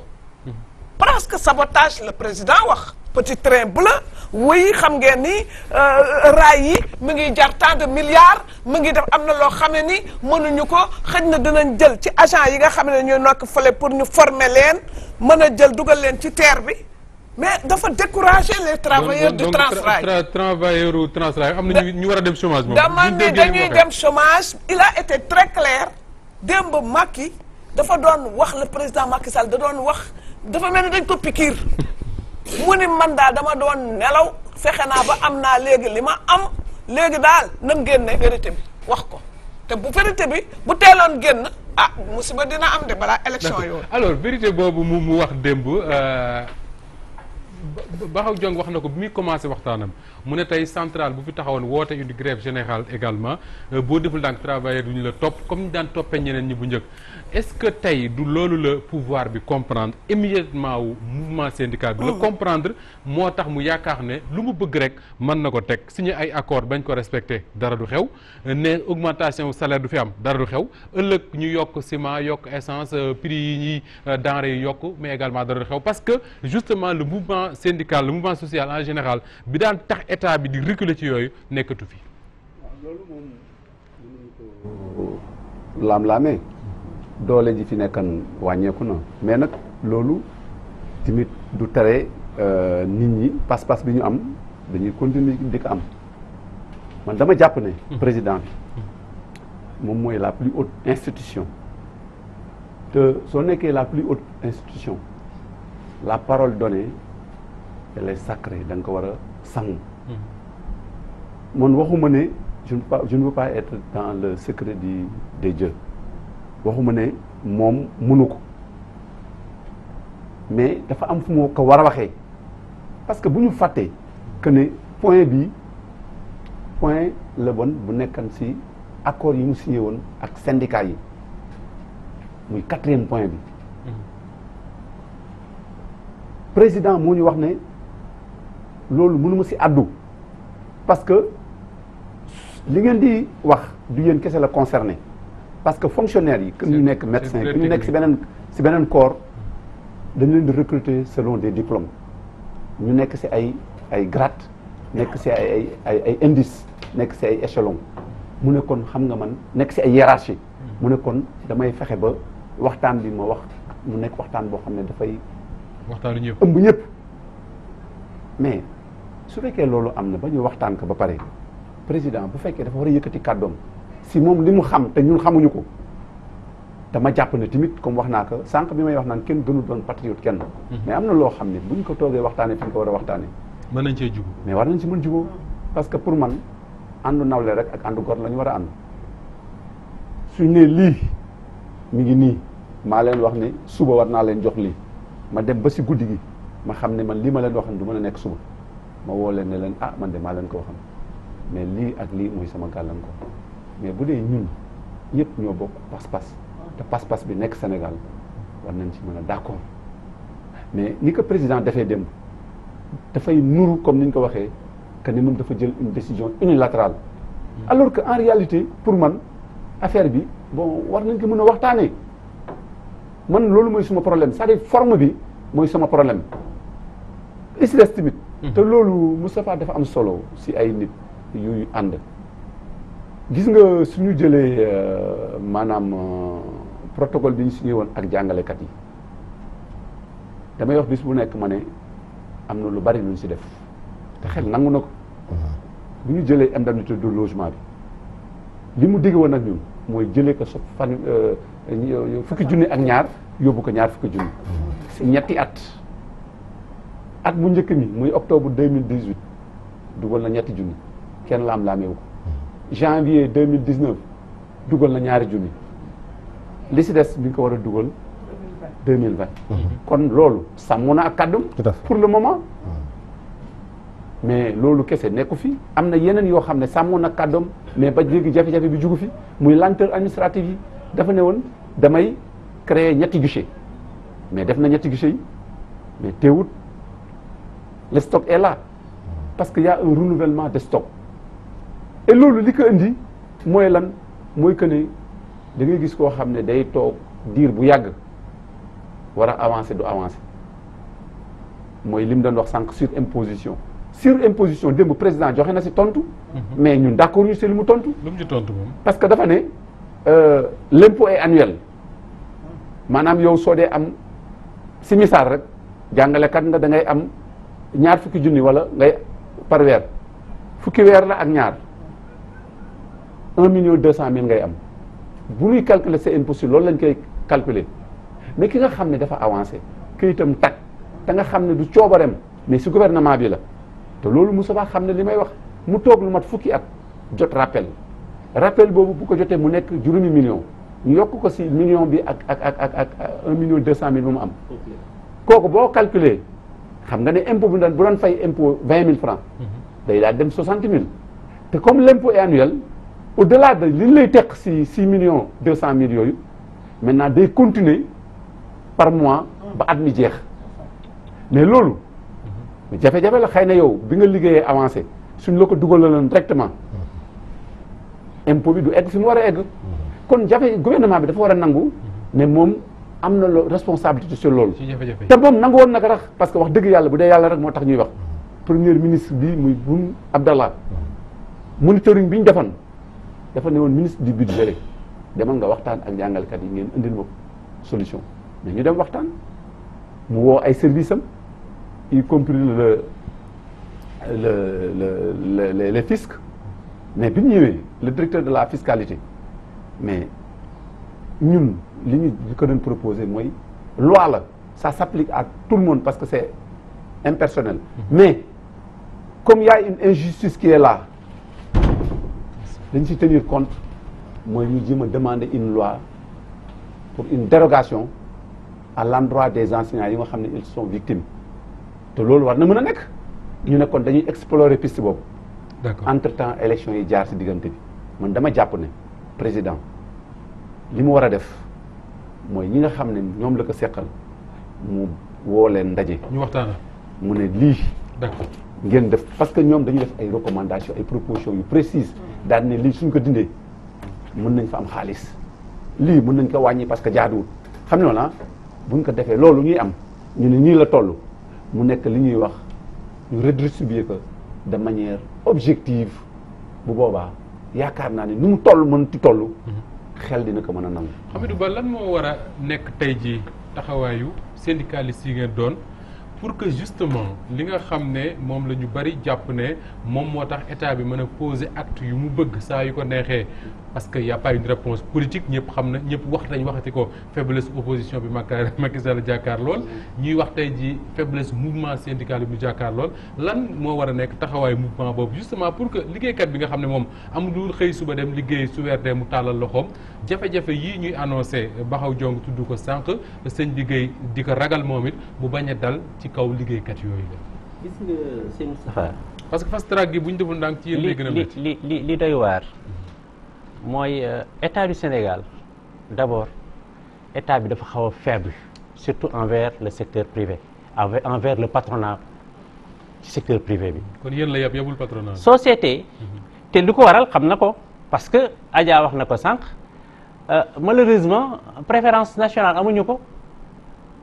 état bi entreprise étrangère yi lay dooleel ba tax na mënul wañaar patronat national bi. mais suñu toogee tey jii sëñ Moustapha nga xam ne dund bi dafa jafe ñu toog lii la finalisation des négociations sur la convention collective nationale interprofessionnelle. convention boobu 1982 la ba léegi. 1982 c'est-à-dire convention yooyu ñooy tënk traitement liggéeykatu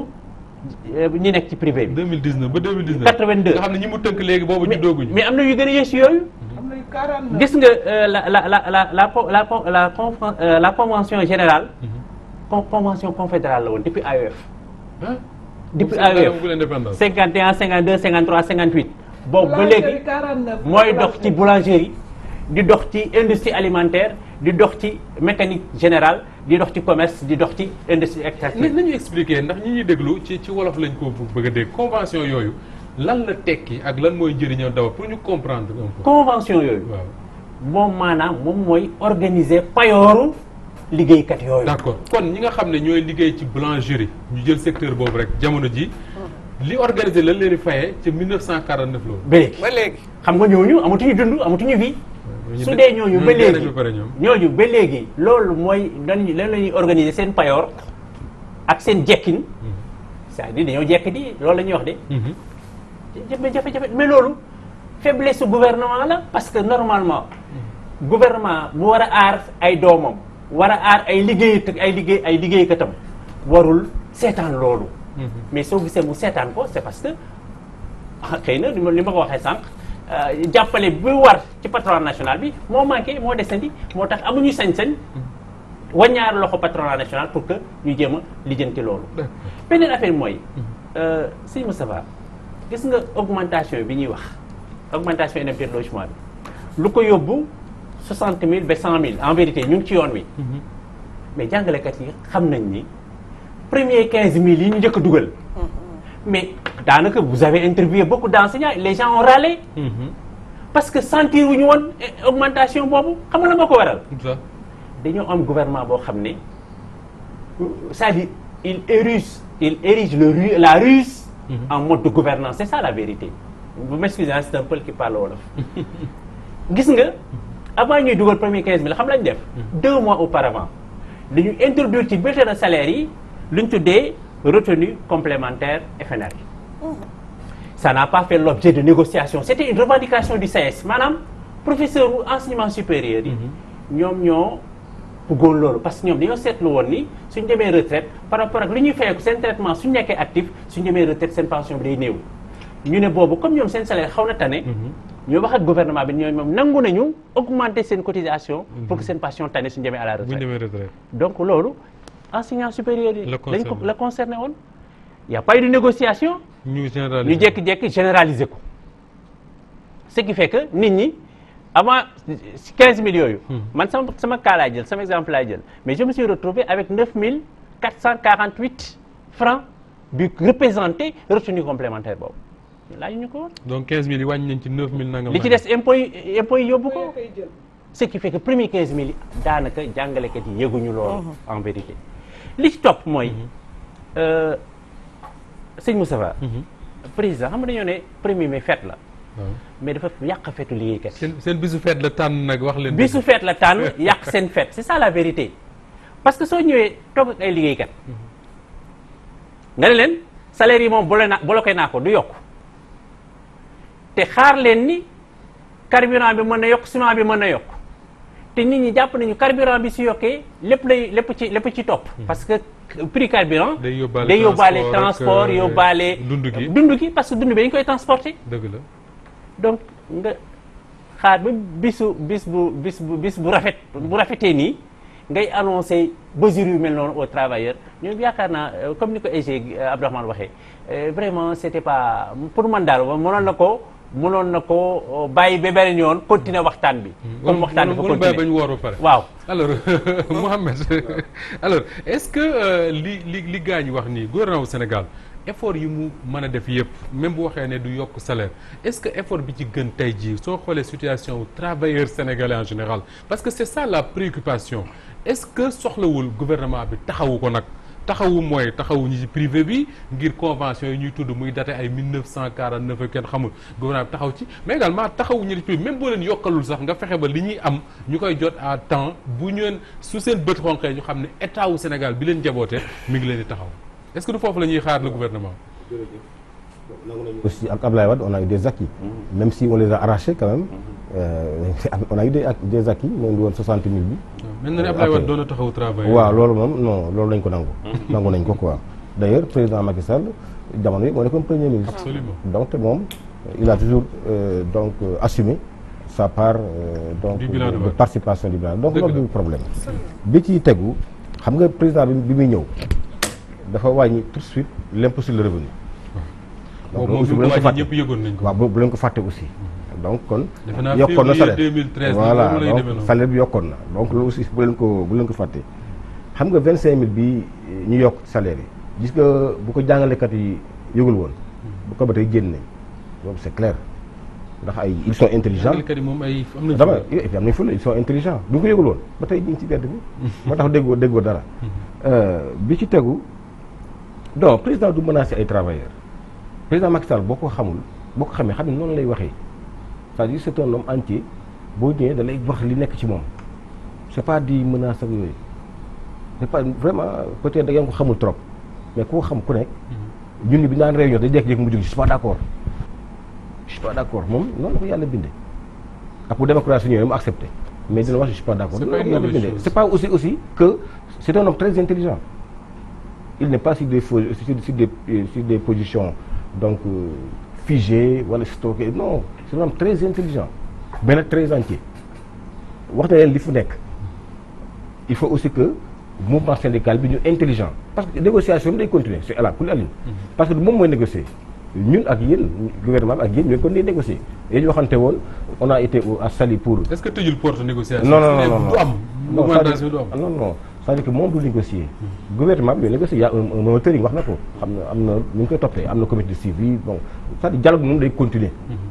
ba président Macky Sall ba 2024 bu fa jógee tamit dialogue day continuer mais mënul ñàkk travailleur ak kii di waxtaan mais démb il a parlé en tant que père de famille te loolu tamit dara nekku ci nañ positif rek du tere nag yi gouvernement boo xam moom mi ngi ci sur ce point là c'est un point difficile nous le reconnaissons vous le reconnaissez on va continuer à dialoguer autour du premier ministre donc du nekk lu yomb et moi j'ai bien aimé son discours vraiment très responsable sur ça donc on peut discuter maintenant des formes ak yooyu bon mën na la ko considérer y a aucun souci maintenant ci privé bi xam nga état en même temps dafa war protéger travailleurs yi dafa war protéger les entreprises pour ñu bañ a def fay parce que fii boo ko entreprise boo fi teg yenn rek mu déclarer fay dem toog. entreprise yu tëj nag. oui daal def mais am na yuy tëj nag. day def bilan daal tëj. waaw mën naa jox crédit noonu quoi par stratégie. voilà mi ngi noonu xam nga loolu la quoi boo leen heurtelee dañ naan ni mënuñu ko daal di fermer. mais c'est pas une raison nag. voilà maintenant bon xam nga problème Sénégal c'est pas ça du état du privé xam nga problème Sénégal. problème banque la. lu tax on n'a pas de banque de développement on a des banques commerciales entreprises yi bu ñu bëggee. di am doole. il faut que ay banques de développement accompagner leen. mais banques yi lebal entreprise yi non moom laay expliquer du ñu lebal entreprise. parce que yenn prêts yi duñ ko def. suñu bëggee def Ila Touba c'est 400 milliards. ban banque fii Sénégal moo la koy génneel benn banque du la ko génneel c'est ça le problème boo gisee président indiwoon ay fonds FONGIP il l'a compris suñu bëggee suñu dëkk bi émerger nécessairement faut que ñu am ay banques de développement. ñoom ñooy def les investissements. Mohamed Diagne xëy na financer Ila Touba sax 400 milliards mën nañu wax ne. ëpp na doole suñu banques yi. mais les Sénégalais yi am de petits projets là mën na la ñooñu banques yi. financé leen xam dañoo am ay banques yoo xam ne. elles ne prennent aucun risque. voilà. boo leen laajee boo leen ciyee 100 000 francs boo demandé crédit 100 000 francs. ñu laaj ay kayitu kër ay millions. comme garantie. pour man Sénégal il faut ñu régler problème mu banques yi suñu entreprise yi tant que amuñu ay banques de développement. du ñu gaaw a dem. d'accord moo tax gis nga ay fonds ay FONGIP c'est des idées yoo xamante ne bii su commencé exploiter pétrole bi ça va être très intéressant parce que le Sénégal dina am ay disponibilité financière pour mën les grands investissements mu def ko loolu mooy tax entreprise yi am doole mën a fay yenn salaires yi mais aussi ça ne discute pas. parce que nag par exemple boo jëlee secteur de la presse ni ñuy defee aide à la presse bi ñëpp xam nañ ko da ngay gis koo xamante ne bi day ubbi entreprise tout de suite de presse bu aide à la presse bi ñëwee mu capté ko tëj entreprise bi. non mais ça c'est de la seule responsabilité. waaw mais non d'accord non. parce que état mooy joxe. moo tax soo dee joxe war nga xam ne Walfadjri gii may jox. ci conditions yi lañ koy joxe. tout à fait su ko respecté wul bu déwénee bu ñëwee nga nekk. tout à fait mais mi ngi avancé comme léegi ñu ngi dem ci convention collective. te léegi ñu signé ko. ça va yëpp dafay jeex. parce que nag bu ñu fàtte Sénégal souvent dañuy gaawtu li ñu gaawtoo boo waxee rek ñu jox la exemple États-Unis les États-Unis sont nés en 1776 bu la joxee France la France c'est 1789. Sénégal réew parental la da ngay gis ay télévision yu mag yi daanaka ñoo Sénégal ñoo yem budget. waaw donc loolu aussi dañu ko bàyyi xel ban nature pays la ñu yor. mais Mouhamed d'accord naa ak yow ci loolu mais am na loo xam ne aussi mën nañ ko tollaleeg suñu doole def ko. xam nga kiy liggéey ci boulangerie. nga nekk li nga xam ne moo tënk niñ lay fayee. lu ñu signé woon la ca 1949 boobu Sénégal amagul indépendance. loolu amul xel mu ko mën a expliquer. non xam nga ci début laa wax laa jox ñaari exemple. may la société gardiennage yi man damay gis ay waxtaan ay gardien. il a fait 30 000 francs. Rien ne l'explique. Qu'est-ce qu'il va faire avec 30 000 francs par weer? yenn journalistes yi ils touchent ça ay 30 000. Oui. Qu'est-ce qu'ils vont faire? moo tax li ciy indi mooy la corruption. le danger c'est la corruption. donc yooyu d'accord naa état daf ko war a xoolaat de très très près. travailleur fu mu mën a nekk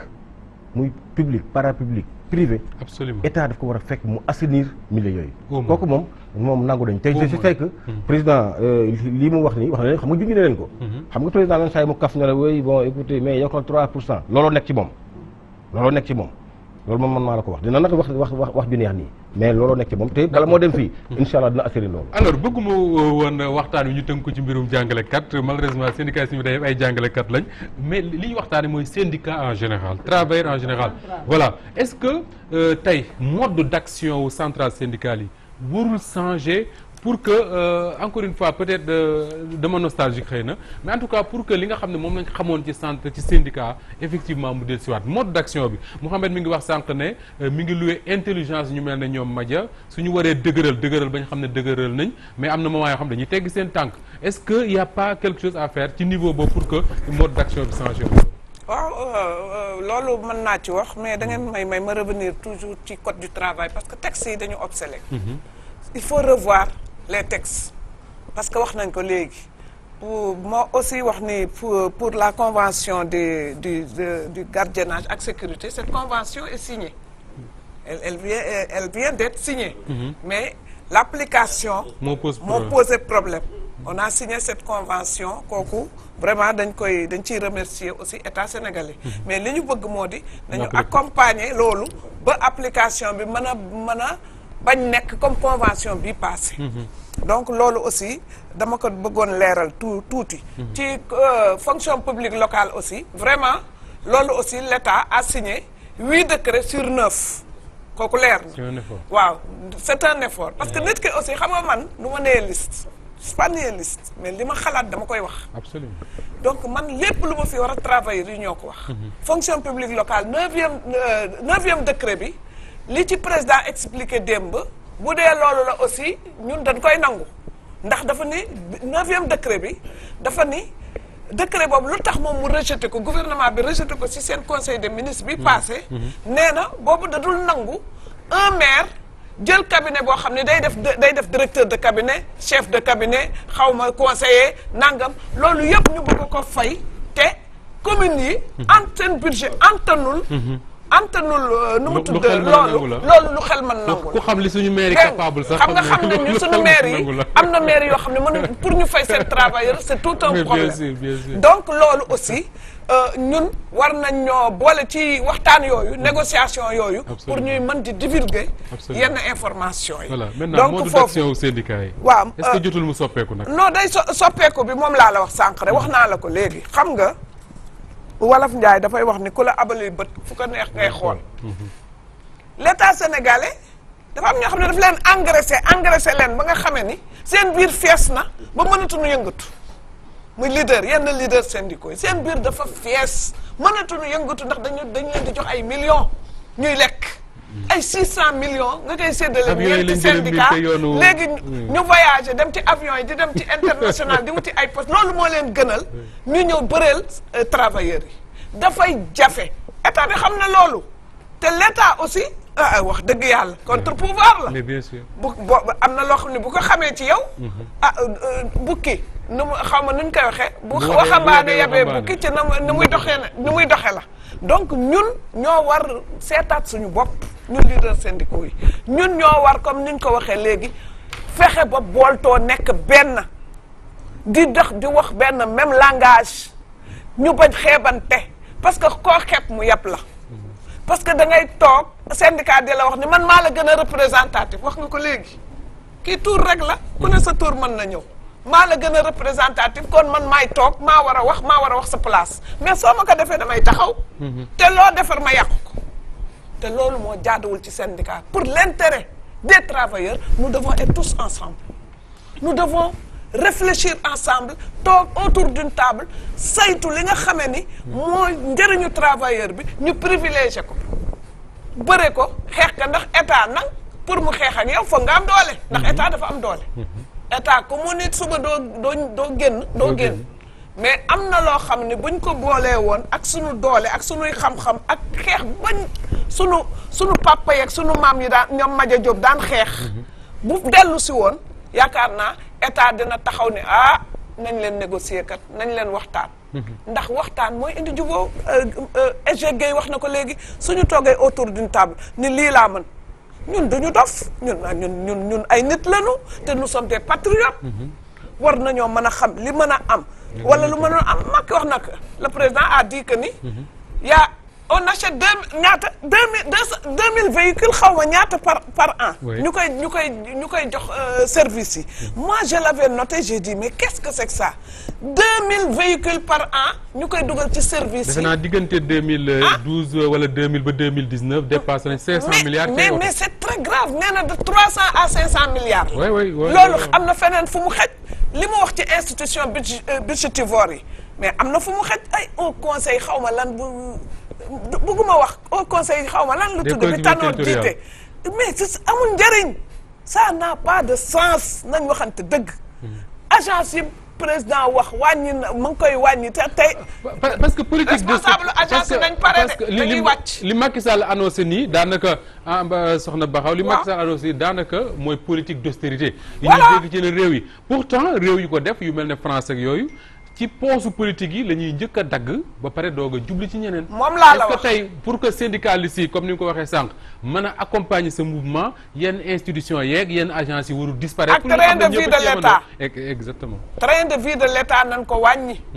parce que bu fekkee ni le président a dit que damay am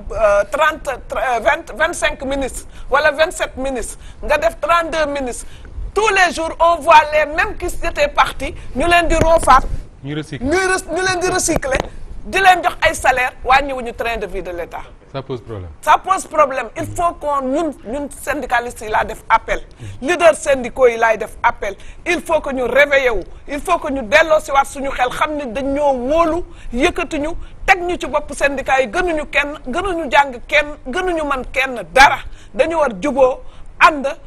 xeexandoo pour l'intérêt des travailleurs. d'accord bala may ñëw ci Gueye Ba est-ce que tey ñàkk a juboo googu soxna Baxaw di tudd syndicalistes yi nga xam ne moom moo utiliser mot bi mais naa ko ab rek dañu engraissé wu ba finalement mënatuñu mëne combat yi ñu doon mëne jurul tey ndaw yi nga xam ne parce que ñoom laa ci gën a tudd ñooy liggéey dekk ci ay jafe-jafe xaaratuñ ci syndicat mais dañ koy bëgg a fajal seen bopp gis nañ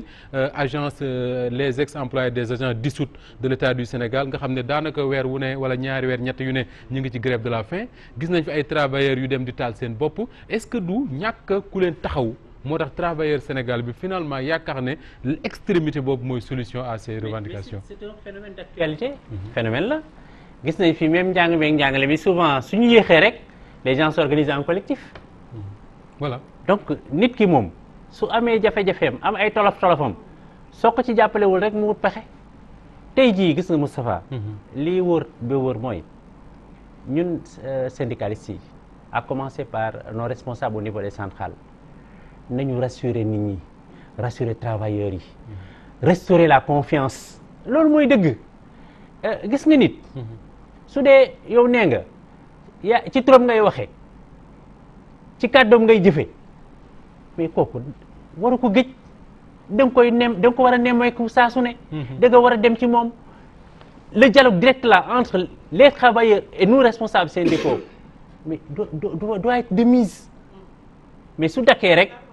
ñi ñuy gis ci ay yeneen ñoom it si yàgg seen xel day tey seen xel su teyee nag pour ñu mobiliser leen day xaw a jafe su loolu weesoo ñun EG Baxa wax na ko sànq nous avons ce devoir impératif d'être ensemble gis nga wax naa ko sànq élection de représentativité yi am na solo gaa parce que vraiment comme ni mu ko waxee ça permet à un moment T1 du moins à un moment M1 de déterminer un peu la représentativité des uns et des autres mais loolu waru nekk un blocage su élection weesoo je pense que ñi jiite war nañu mën a dëppaat ci ñi ñu jiitu mais ñu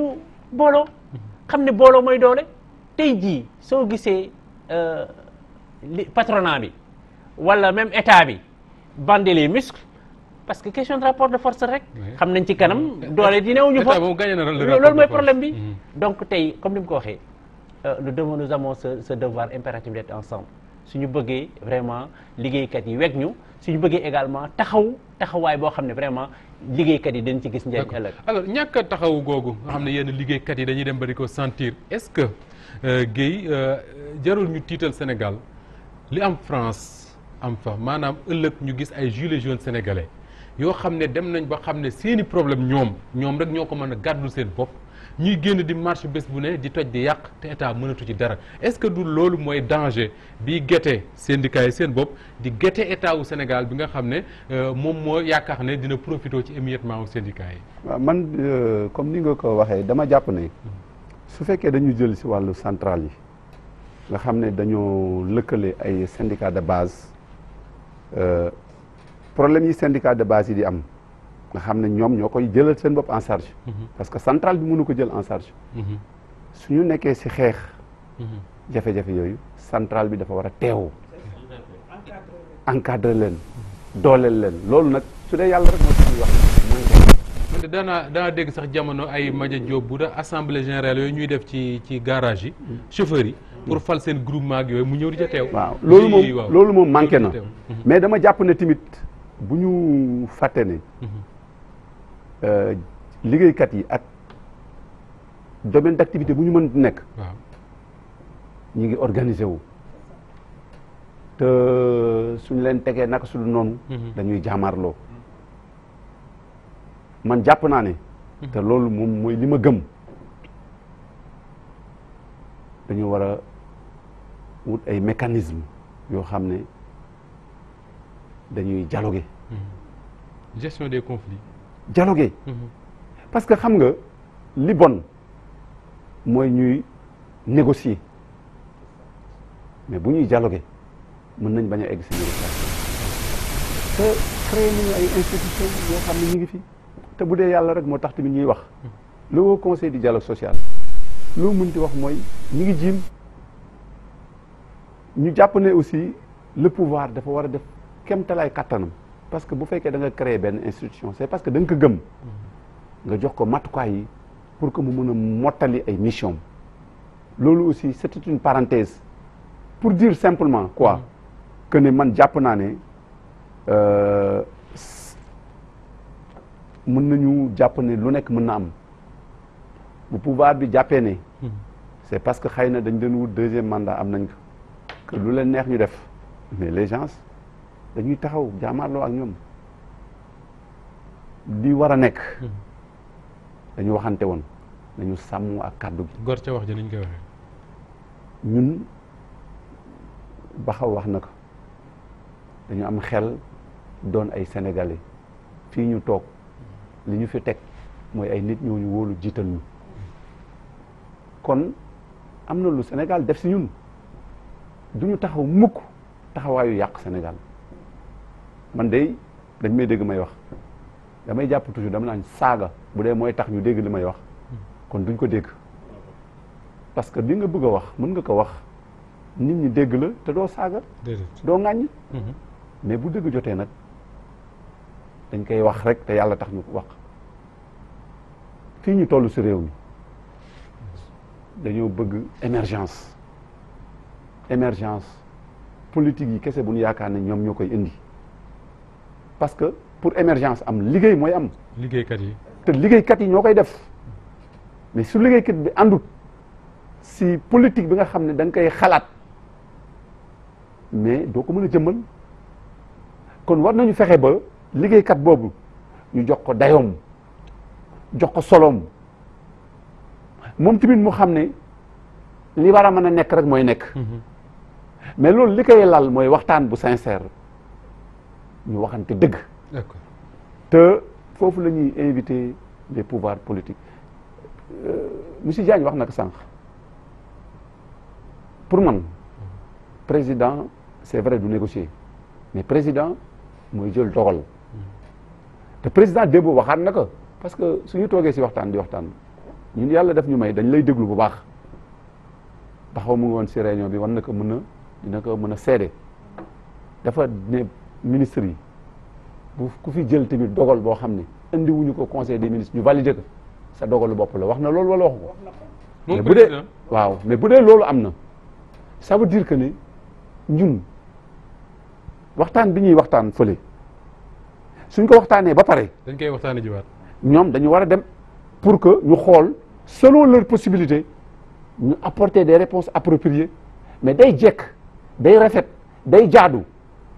ginnaaw ñun li nga xam ne moom la ñu proposé te xëy na xamuñu gafaga yi lan moo si nekk suñ leen ko joxee ñoom ba ñu xool gafaga gi xool li mën a nekk day jaadu ñu ñëwaat si ñun nañu ah yéen de lii ngeen bëggan wax ngeen ko jàpp nañ ne lii ak lii jaadu na waaye fii ñu toll tem nga xam ne Sénégal la ñuy gérer du jàngalekat yi kese du médecin yi kese du ñeneen ñi kese journalistes yi du ñeneen mais ñëpp la dañuy fexe ba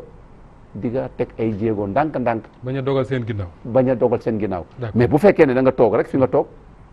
nga ne non nii lay demee parce que dégg-dégg la rek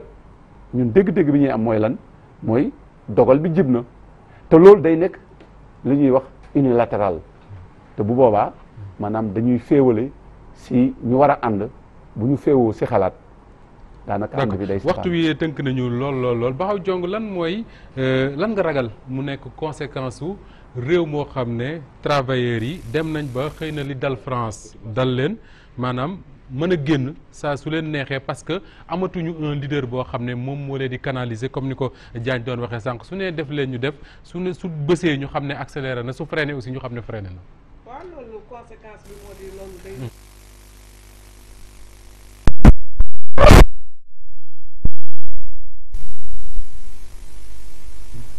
ku ne mën nga nekk léegi yow sa avocat bopp. sa syndicaliste bopp yow sa syndicaliste su bopp. parce que wax na sànq ne travailleurs fu ñu nekk bu xëy na ñu wax ko ñu bañ wax ña ngay organisé wu ah. parce que ñu ngi organisé wu sax. travailleur bu ne à ton niveau yaa ngi organisé wu mais dafa am foo xam ne dañ fa wéet ko di fa wax sa ñaxtu. exactement mais bu demee ba nga xam ne nag sa ñaxtu yooyu mënatul faju yaay fajal sa bopp te danger la ci réew. ma xew France yi xew France danger la. parce que amul benn week-end boo xamee ni. doo gis travailleurs yi ñu ngi ci mbedd mi. di xeex. ànd ak ñuy taal di toj di toj di yàq. te ñaanuñu ko sunu réew ndax ñun jàmm lañu bëgg Sénégal. donc jàmm buñ ko bëggee Sénégal dama yaakaar ni dialogue social bi ñu wax boo xam ne day concerner le patronat l'État ak les travailleurs dafa war nekk un dialogue permanent ñuy waxante un langage clair nit ki li mu mën ni lii laa mën li mu mënul ni mënuma ko ñu toogaat autour d'une table seet ban solution la ciy mën a génn. d'accord alors est-ce que état wu Sénégal tamit jotul mu changer mode bi muy jëfalante ak syndicats yi pour justement éviter que ni syndicalistes yooyu ñoom it dem ba sësu ci miir boo xam ne dañuy xam ne bu ñu réagirul ñi leen mandat dañ réagir mu jur xëy na samedi yi am France ak les gilets jaunes. waaw xam nga am na ñu fi wax ba tax ma ñëw ci loolu. rapidement waaw oui c'est ça train de vie état bi xam nga président bi bu ñëwee déjà téléphone bi ndox mi yenn charge locative yi yu bëri ko rationaliser am na si ay bénéfices ñu def audit biométrique ay junni Sénégalais yoo xam ne dañoo nekkoon ci fichier fonction publique bi. di fayeeku loolu aussi mu dindi ko. kon état mi ngi rationaliser son train de vie même ay agences yoo xam yu bëri yu supprimer nekkul aussi des agences yëpp ñoo ñàkk njëriñ loolu aussi il faut kenn du ko wax am na agence yoo xamante ni dëgg-dëgg baax nañu ci réew mi. ensuite même palais bi xam nga toujours mooy nguuru Abdoulaye Wade moo daax nguuru Macky parce que l'argent ne circule plus ça circule à gauche à droite donc yooyu yëpp daf ko dindi. parce que l'argent ne sort plus du palais. oui ak xam nga baat moom ndeysaan dafa tawe woon ndeysaan alors je pense que tamit li ñu war a d'accord et wax na ko sànq état arbitrage lay def bala mu prononcé wu ndax indépendamment de ces agents état li ñuy wax liggéeykat yi mais baykat yaa ngi fi nappkat yaa ngi fi sàmmkat yaa ngi fi te ñooñu ñoo ëpp ci réew mi. étudiants yaa ngi fi ak élèves yi xam nga ci étudiants c'est plus compliqué. donc yooyu yëpp mu nekk loo xamante ni bile état bi da ko attanagul suñu budget yi 4000 milliards moo koy régler c'est-à-dire fi ñu war a toll pour mën a song problème bu ñu song daan ko yàlla dogalagul ñu toll foofu moo tax wax naa ne sànq président lu mu wax dafa wax contexte dañuy en ce moment loolu la ci yokk. sauf que xamuñu en ce moment boobu kañ lay jeex. non mais xam nga moom tamit. dans 5 ans dans 2 ans dans 3 ans xam nga réew déjà bu prix baril pétrole bi yéegee ñu ngi ce que ça donne su wàccee ce que ça donne donc xam nga moo tax un président de la République buy wax day wax de façon prudente parce que li ñuy bañ mu dal ko moom mooy li daan dal gouvernement yu kii parce que lu ñu wax ñu respecté le engagement yi da ngay gis benn ministre da dem jël ay engagement du tàggu xam nga enseignant bi boo ko jëlee mais enseignant kii moo koy recruter fonction publique ministère éducation nationale moo koy utiliser finance moo koy fay donc day am dialogue autour de la gestion de sa carrière mais bu kenn université jëlee benn décision te laaj ñu finance mën na am problème. donc loolu le président bëgg wax en tout état de cause. sans compte nag ay bourses familiales couverture maladie universelle donc yooyu yëpp daf ko war a def mais je pense que ñi ngi dialogué am na ay instruments yu ñu teg au conseil du dialogue social am na ay dans les différents secteurs ku ne am nga instrument donc de dialogue ñi ngi dialogué am na un comité de suivi am na mooy tamit boo xam ne premier ministre mu ngi koy def faisons-nous confiance Guèye faisons-nous confiance donc président il faut jàppal loolu moo wax noonu da ko wax en tant que père de famille mais la négociation va continuer avec le gouvernement et je suis sûr et certain qu'on finira par trouver des solutions. Mohamed Diagne bu ministère de l'éducation nationale maa ngi lay gërëm bu baax di gërëm soxna Bakhaw Diong mi jiite CNTS FC authentique noonu lay gërëmee tamit Abdourahmane Gueye bu UDEN ak Hamidou Ba bu Grand Cadre ñoom ñoo nekkoon suñu ay gan tey wax dëgg yàlla mbégte mu mag laa amoon di leen dalal tey ci diine ak jamono mbokk yi mbégte mu ni toll lañ amoon di leen ko présenté di gërëm bu baax oustaz Assane Diouf mi nga xam ne ay bés bu ne moom mooy dox ba lii sotti di gërëm baax Cheikh Tidiane Diop ak équipe bi nga xam ne ñoom lay àndal saa su ne ci technique bi jërë ngeen jëfati ñu joxante dig daje alxames ak jàmm ci beneen diine ak jamono